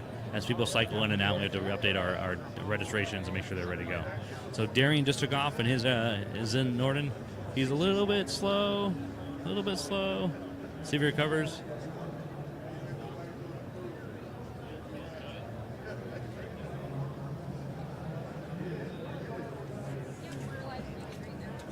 And Darian took off in 64 feet. That was a great takeoff. He was a little bit slow there, so he had to recover from the possible stall that was on inception there. But he took off great, and now he's on downwind here in this on the PC over here. Yeah, that definitely looked like, as I said before, a spicy takeoff. In the actual competition, you do have to stay between the two flags, but obviously here, it's just for a bit of fun. So a spicy takeoff like that is fine. 64 feet, I think that is the shortest takeoff we've had of the day. That was extremely short. Yeah, no. That was impressive. And over on PC number 3 with Walter in the red shirt, he scratched on his third landing there, or second landing. He was about 100 feet short. He could tell, he really wanted to keep the power in, and the last minute there just dropped out on him. Yeah, absolutely. I believe because his first round wasn't recorded, he's going to get a third round. So Walter's now on his, in theory, second round, and he'll be doing his best now to put together everything that he's learned, everything that he knows from real life flying the J3s and the Super Cubs and the Tabras. That's correct. So, yeah. And meanwhile, on PC number 2, Renee's getting ready to go, and he's on the line now. He should be taking off in just a moment. And over on PC number 1, Darian is on final in his airplane. He had a great takeoff, kind of spicy, a little squirrely. The plane didn't want to fly yet, let's be honest. And so he was able to save it from the stall. A little bit off course, like you said. It probably would not count during an eSTOL or STOL competition. But we're here at Expo. People here have all varied experience levels. And we want people to come down and try eSTOL and try to really enjoy themselves and have a good time. Absolutely. Beautiful takeoff there from Walter, and as you can see, his tail wheel skills have fallen. Really got him off the ground there. He's nice and stable takeoff. Just wonderful job. He's manhandling that MOZA stick. Beautiful. Yep, you can tell he's been flying tailwheel for a while. He's not over controlling the airplane. He's just barely deftly touching the yoke there, the stick there, and controlling exactly where he wants to go. Over on Darian comes in for approach now. Darian's short final, touching down just a second here. He's gonna be short by about 30 feet, so he'll be a scratch for Darian here. So his perfect takeoff is unfortunately marred by his scratch there on his landing, but that's part of the game, right? So you have a great takeoff. We've seen a couple from in real life from Steve Henry, Dan Reynolds do amazing takeoffs, and then they come back around and scratch. It's all for naught. Absolutely. I can tell you as a pilot, in that moment, you are absolutely kicking yourself. It feels like such a wasted opportunity. But that is, again, part of the competition. Picking yourself up from that, dusting yourself off, going round again. So over on PC number 2, Renee's now on turning downwind.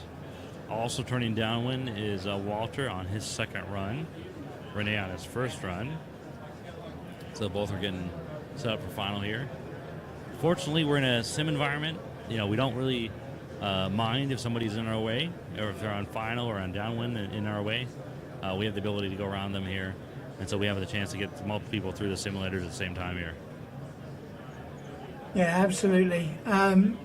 Yeah, so each of these simulators are running their own copy of effectively single player, whereas when we're in the competition, we're all in multiplayer, same weather, same time, and so we treat the pattern exactly the same as you would in real life.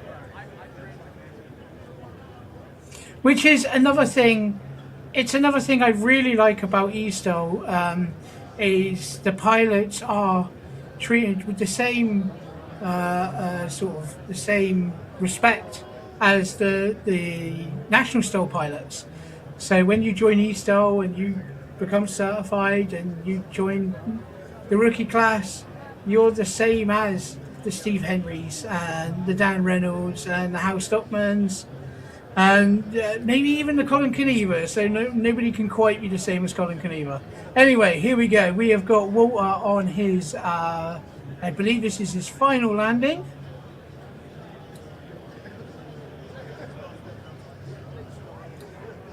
We're just going to wait for him. Watch this coming in. You can see the experience. You can see. I have some news, guys. I have some big news. And I just had Flight Chops walk up to me, and he said, "Hey, I'm Steve. Do you mind if I fly?"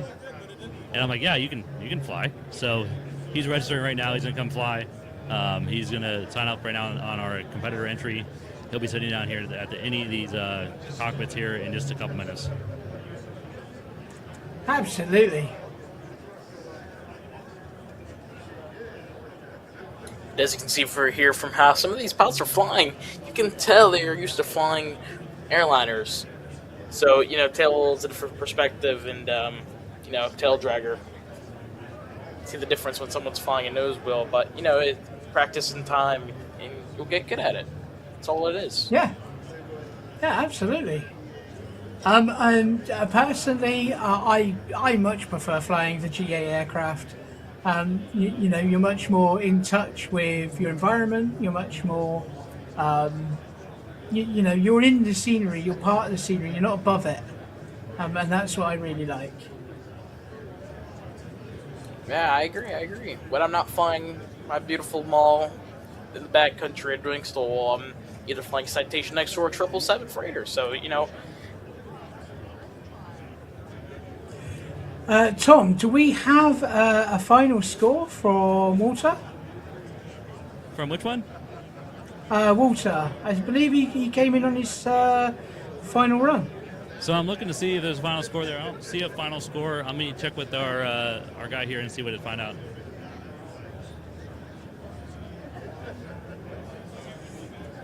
It may be that Walter has made the fatal mistake that so many have done, again, National STOL and eSTOL, and hasn't stopped. And unfortunately, no score on that one from Walter, so Walter gets a free pass. That was our issue again. Our tool failed, so we're going to restart that one. He'll get his third run here. Oh, fantastic. Okay. One final chance for Walter.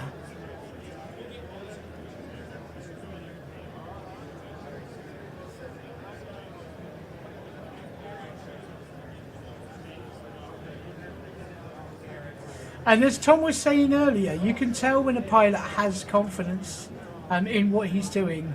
The way that he is just lightly gripping the stick, in making those small inputs, not overcorrecting or anything, just small, even. Yeah, absolutely.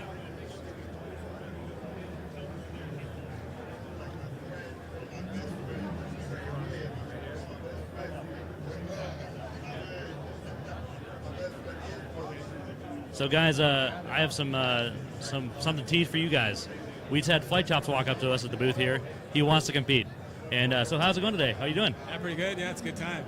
Do you have a lot of experience in Flight Simulator? I know you fly in real life a lot. Not a ton of flight sim experience, but I jump around in different setups, so I'm curious to see how this feels for STOL. Okay. What about STOL experience? You have any exposures? I've been lucky to get a lot of access to different things. I've done some training with Cup Crafters and a bunch of stuff with Patriot Aircraft, so I got to fly. They sent me home with one of their airplanes for a month. And then I went down to fly the latest version, the Super Patriot Mark II. Okay. Flew that in Birds Adventure Center and really got to do what we call going to the gym. So I was kind of chasing the other instructor was chasing me, really showing me the pattern and getting into the tight spots, and got some really good experience there. So yeah, it's been fun to fly the real airplanes and just smash them in with the big tires and hit the brakes, try to get the tail up a little bit. Not super confident to do that for real because I do not want to nose over an airplane, but I got the tail up a little bit a couple times. So yeah, really getting her down slow and flaps and stick at the same time to get it off the ground quick. Awesome. Any experience with Lynn Norden's? No, that's what the airplane is here. That's what it is today. Okay, so what are the numbers? So this one's been stalling about 35 today. Typically approach speed is like 38. If you're going over 40, you're too fast.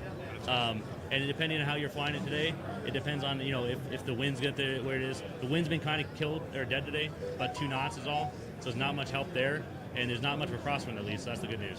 But it's been pretty constant all day. We're up in Pennsylvania, so altitude about 800 feet. So not much mental altitude there. So pretty good day. But we'll see how it goes and see how it goes. All right. See you then. Thanks. Back to you, Kat.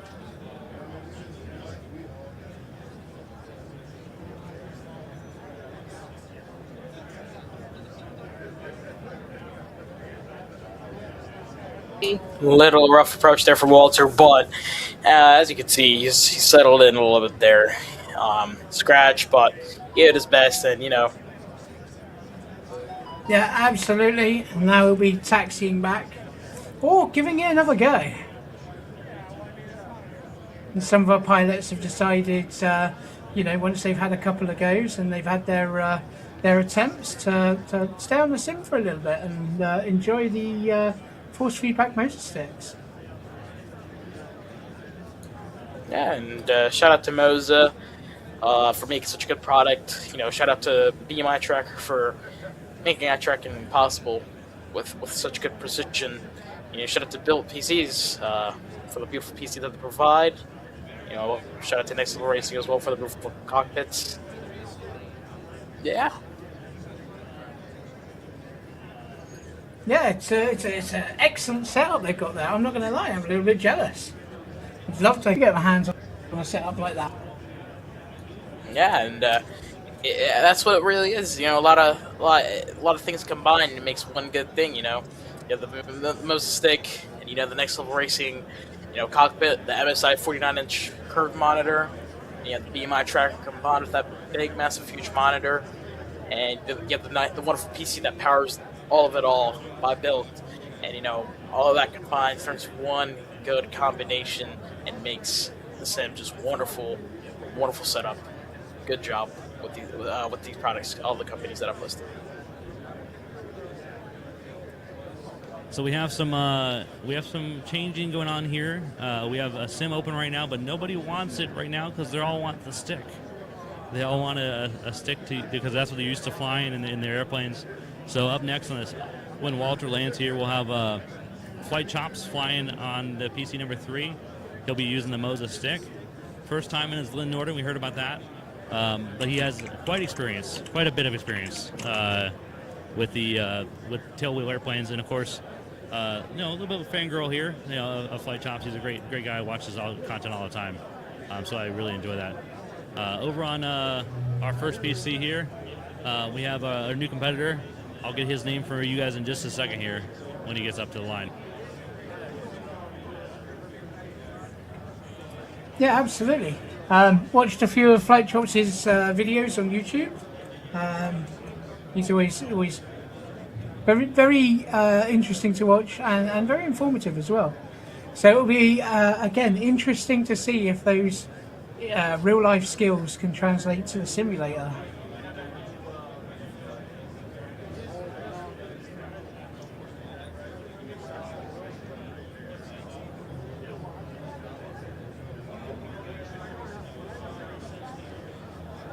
He's sitting down right now, and we'll get back to you on his name in just a second here.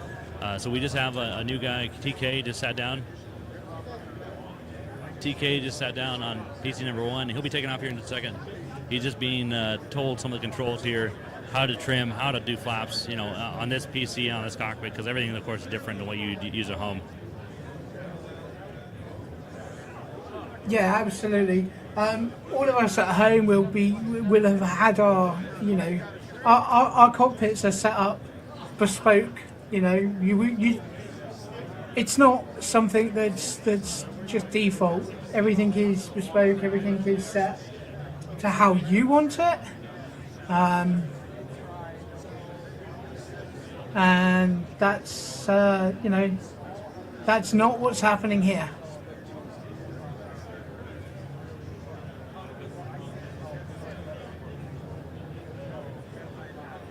Yeah, so when you're seeing people's distances, and when you're seeing amazing distances like the 253, I think is a current winner, 270 something like that.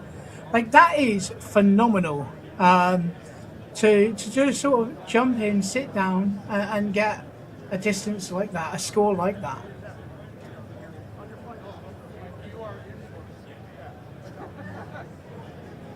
So really excited to see Flight Chops fly, and let's see if the skills transfer. Maybe we can give him a taste of eSTOL, and he can come be one of the eSTOL pilots with us as well. Yeah, there you go. And guys, don't forget, if you're at FS Expo, come on down and give it a shot. It's free. Come on, it's worth a try. Don't be scared. So over on PC number 1, TK is getting ready to go. We, of course, forgot to turn off his parking brake. That's on us, so we'll get that going. And he'll be getting going in a second here. And he'll take his first run out here. Over on PC number 3 is Flight Chops. Flight Chops getting ready to go. Of course, again, a lot of real-world experience flying, but not any experience in the next level racing and MOZA cockpit we have today. So we'll be getting used to that, how to use our eye tracker, etc. So we'll be getting that going right now, too. So in just a few minutes, Flight Chops will be taking off, and TK will be taking off as well on the start-finish line here. And he's getting ready right now on PC number 1. TK's taking off on PC number 1 right now.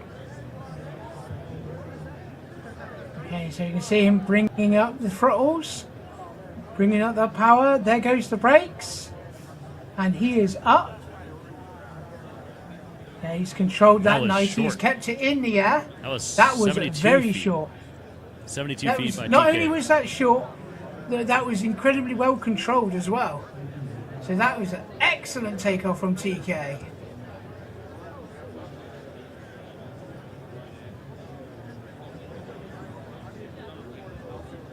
And that was an excellent demonstration of how we do things.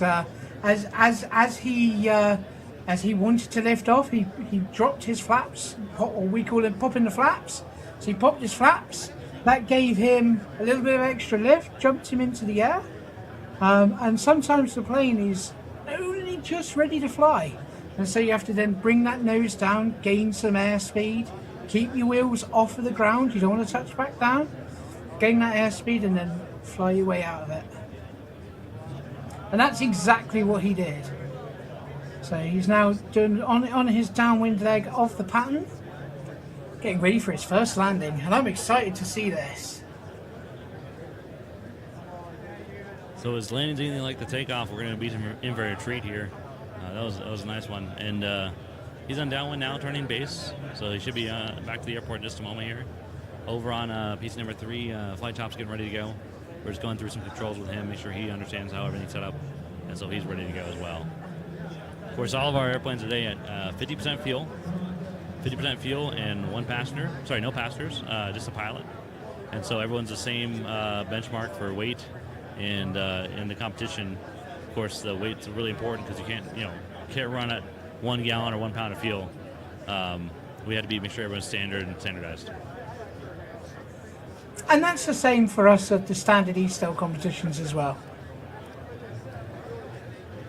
So here we go, TK turning on to final, it looks like.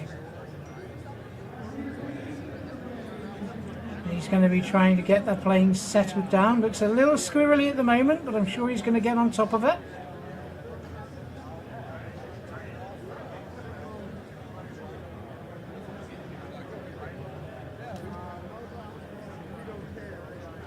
As you see, he's using that mouse throttle with the precision. He's adjusting, he's getting lined up. Yeah, absolutely, and he seems to have, again, he's got on top of it, he's controlling that plane really nicely, small inputs. As you can see, all of his focus using the Be My tracker, you can see all of his focus is towards the field. You know, seeing how you can line up there and put her down.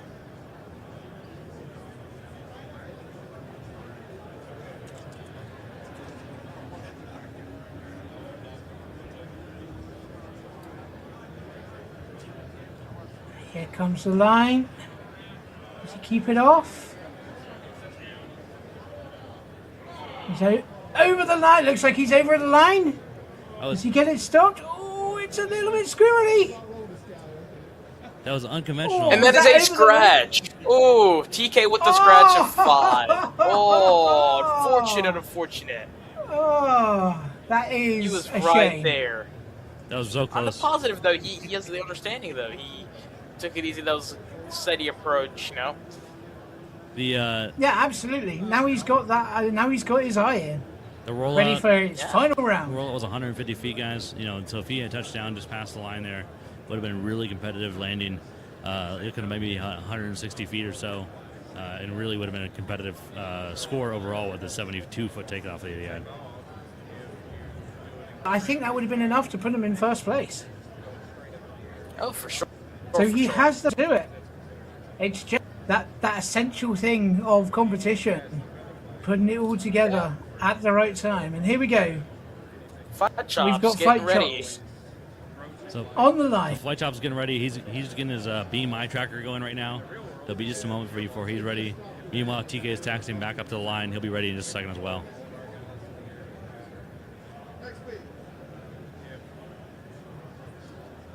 We have just a few minutes left in our competition today. We have about 6 minutes left today before we call it for our broadcast. However, if they've already signed up in line, we're going to let them compete and get their scores in so they can get a chance to win some prizes from National STOL.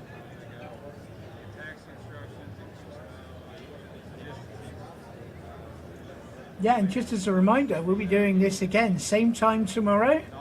So if you can't make it today, then tomorrow, you know, get yourself signed up, get in a chair, and do the same as TK right here. Oh, that's a great takeoff. Look at the control.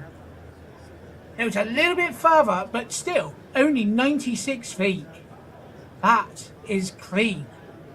It was a great takeoff. He had about a 1.5 knot headwind, quartering headwind off his right side there. So you saw it, you know, dip the wing a little bit. The plane didn't want to quite fly yet, but he was able to control it back into the sky very gracefully and able to do that pretty well.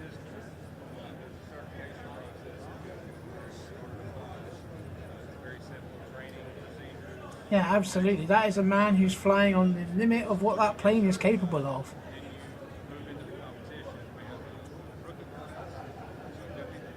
And if you're at home and you want to watch more action at FS Expo this weekend, we will be live streaming every angle we have all day until the show closes at 7 p.m. today.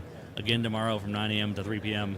You can watch what's going on in the booth, what's going on in the cockpits from our YouTube, our Facebook, National STOL, and see what's going on there.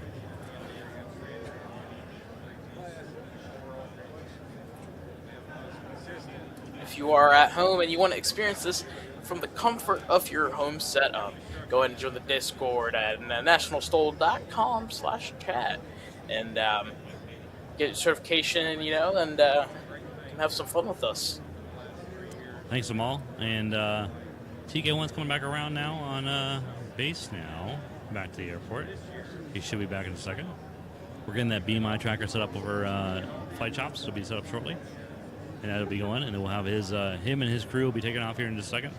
And then once he does a couple passes, we'll go ahead and wrap the stream for the day. We have to get ready for our, we have a 3 p.m. workshop at Expo. We're allowing, we're teaching people how to fly a STOL. And so they're going to come out here and do a hour-and-a-half long workshop where we teach people how to fly a STOL, basics of STOL flying, what the rules are. So if you've never competed before in your life, but you want to try it, you want to see what eSTOL is all about, you can come out to our workshops. We have one again tomorrow as well, and see exactly how to fly STOL in practice and really make yourself a better competitor. It sounds like the real strat then is to come and join in one of those sessions, and then tomorrow get yourself signed up. Once you've and giving all the tips and tricks. That's what I told people. I'm like, hey, come out, do the workshop, do a 90-minute workshop, learn how to fly, practice as much as you want to, and then come back and actually do your competition and learn from the skills you had used in the practice. All right, here we go. We've got TK on final.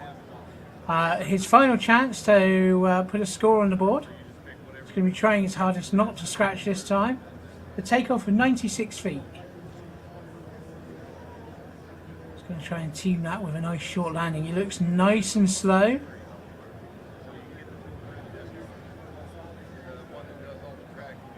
That'll be healthy scratch from TK, about 110 feet scratch there. One thing I noticed though is that his trim is all the way forward and all the way up. It was going to be an issue in trying to control that on short final there. So he lost a little bit early, but that's all right. It's all about learning, all about experience of coming out here and practicing. Yeah, absolutely. And like we've said before, that is the crux of the competition. It's not just about posting a good takeoff or a good landing. It's about doing a good takeoff and a good landing in the competition.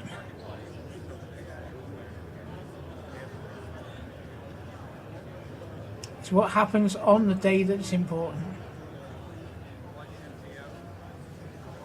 Guys, let's wrap up here. Don't forget to come on down to the National STOL booth. Come take a look, try out the sims, try out the beautiful MOZA gear, and don't forget to join the Discord as well. nationalstol.com /chat, and get yourself trained up and join eSTOL. Join the fun from the comfort of your home.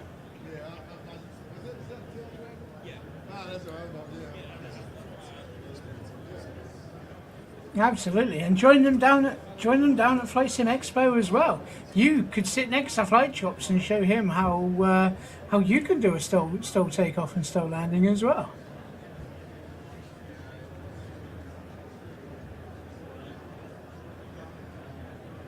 So guys, we're down to one PC we're going to use now. We have 3 people standing by for it. We have 1 in the seat, and 2 of his crew members are going to fly in that same one here. We're going to let Flight Chops compete on the stream, and then once he's down, we'll go ahead and end the stream for today. We'll be back tomorrow. And if you're in the expo, we have 2 more cockpits. You can come over and try to use the force feedback of our MOZA, use the Be My tracker, use the rudder, etc., and really have a good time with it. So come on by our booth here over at booth number 121. Look for the big RV and the MOZA banner, and come by and give you a shot at at competing for, or actually just flying on practice, and come back tomorrow and compete with us. Yeah, absolutely. I think I can see that IV from all the way across the Atlantic. It's a big rig. So we're getting all fired up here. Getting the Lynn Norden fired up for Flight Chops over on our PC number 3, and he'll be ready to go in just a second.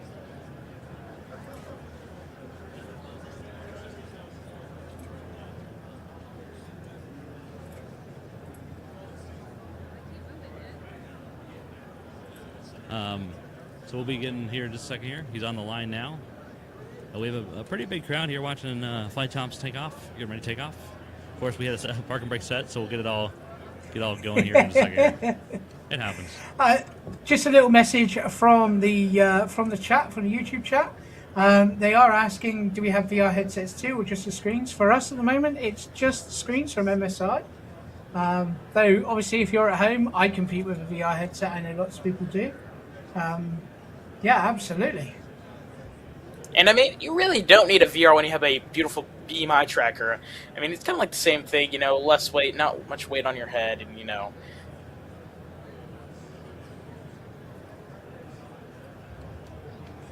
So we're getting ready to go here in just a moment with Flight Chops. We're just putting him back on the line, and we'll have a takeoff here in just a moment. He has about a 1 knot headwind, which is has been worse as we've competed in this year, but this will be kind of a challenge. Yeah, it's going to be difficult. The Lynn Norden does really, because it's quite a light plane, so it does really respond well to winds. Of course, the eye tracker freaked out him a little bit there. I think he's picking up some people in the booth here, but it was a pretty short takeoff. We're going to go ahead and reset them again, try that again with the eye tracker. Not working. Yeah, absolutely. That looked like a takeoff of 144, which, considering how crazy the eye tracker went, that's very respectful. Should be an interesting run for our last competitor here today. Yep. Of course, the eye tracker picking up some people in the booth here. There's a lot of people who are watching, so I'm sure it picked over someone like me or Brown Dog's eyes, and it flung them across the camera there. So we'll go and try it again. A little bit of technology difficulties. That's all right, though. A little part of the learning curve.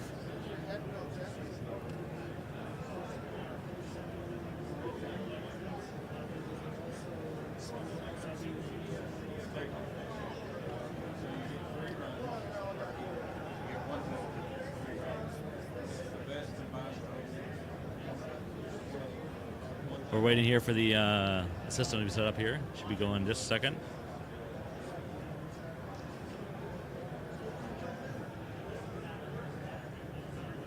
We have some, so our competition's over on PCs number 1 and 2, but we have people doing to try them out and just get used to the next level racing cockpits, MOZA Flight 6 and MOZA Yokes with the force feedback, because not everybody has force feedback, so it's something different. And it gives you a lot of instinctive control of the airplane when you can see what it's doing and feel what it's doing. Yeah, absolutely. I think next weekend I'm going to have an opportunity to try the force feedback sticks for myself. I'm really looking forward to it.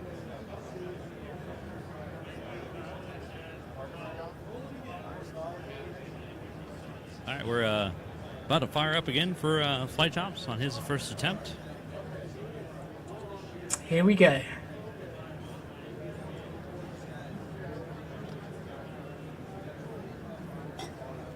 It'll be just a moment here. We had to, because of the crash, we have to reset his PC. Won't be a big delay, about a minute or so.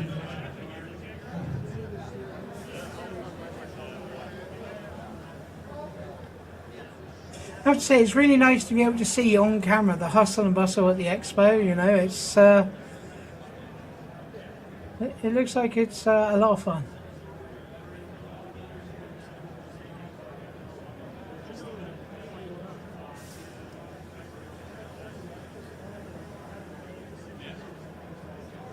We've got Brown Dog there helping Flight Chops get himself set up, get ready.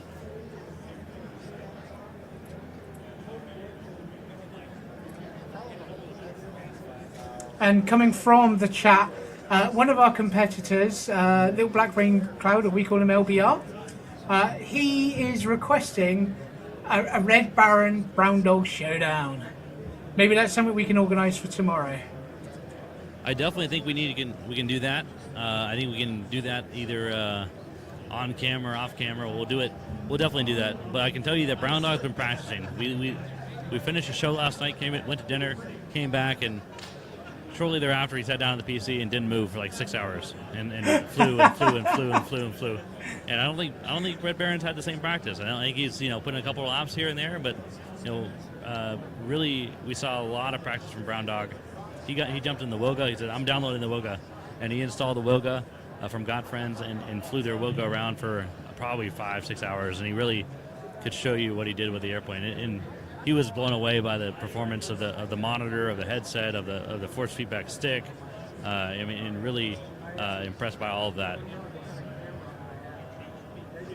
I mean, yeah, I wouldn't Brown Dog for making use of that MOZA gear and that next level cockpit, beautiful gear there. I would do the same thing. It's pretty funny. We're the only ones in the show floor last night after 8 p.m. or so, and we're sitting here practicing, make sure everything's working for today, and getting everything tuned up and ready to go.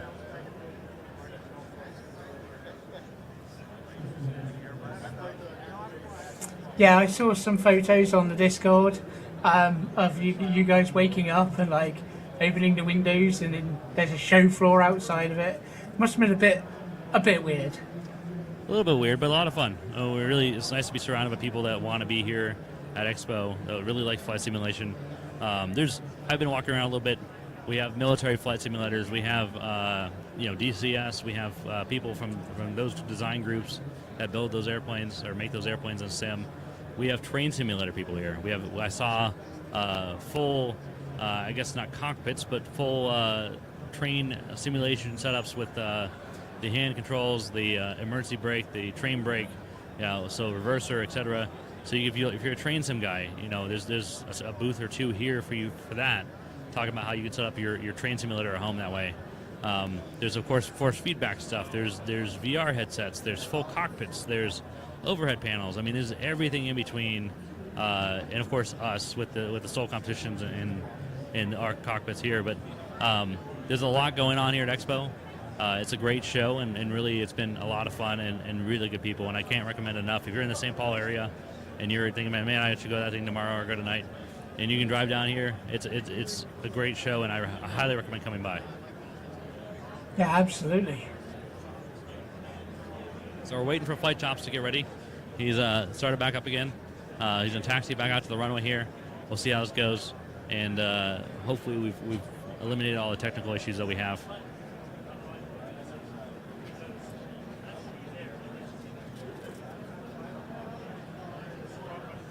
So I'll let you guys know in just a moment here when he gets ready here.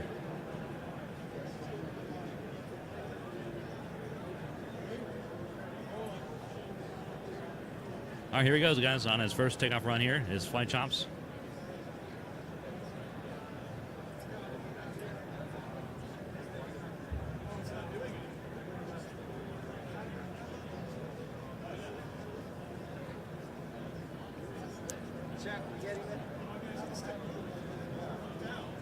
So more technical difficulty there.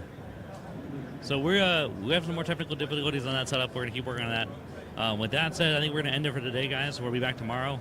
We'll be back tomorrow at 1:15 Central Time. So you can check out our stream there. And also check out our live broadcast. Our live broadcast is online, the whole show. So if you're wanting to see what's going on in the booth, go on the live broadcast, and you can see every angle we have the whole entire time. With that said, I will throw it over to our Cat for any final words, and Amal, any final words? Yeah, I mean, a great demonstration of what it's like to just jump in and do what we do. And I've really enjoyed watching it today. Amal, final words from you? Yeah, I want to say thank you for the opportunity for letting me host to help be the co-host today. Good job to everyone who competed today, who gave their best and did the best they could. Thank you, Kat, for being alongside me today. Yeah. Absolutely, and most importantly, more tomorrow. Thank you both. Hope you had a great time, and I hope you've enjoyed watching this show. We're going to keep troubleshooting this issue we have on PC number 3 here. It should be taken off in just a second here. And with that said, we'll see you guys tomorrow. All right, goodbye.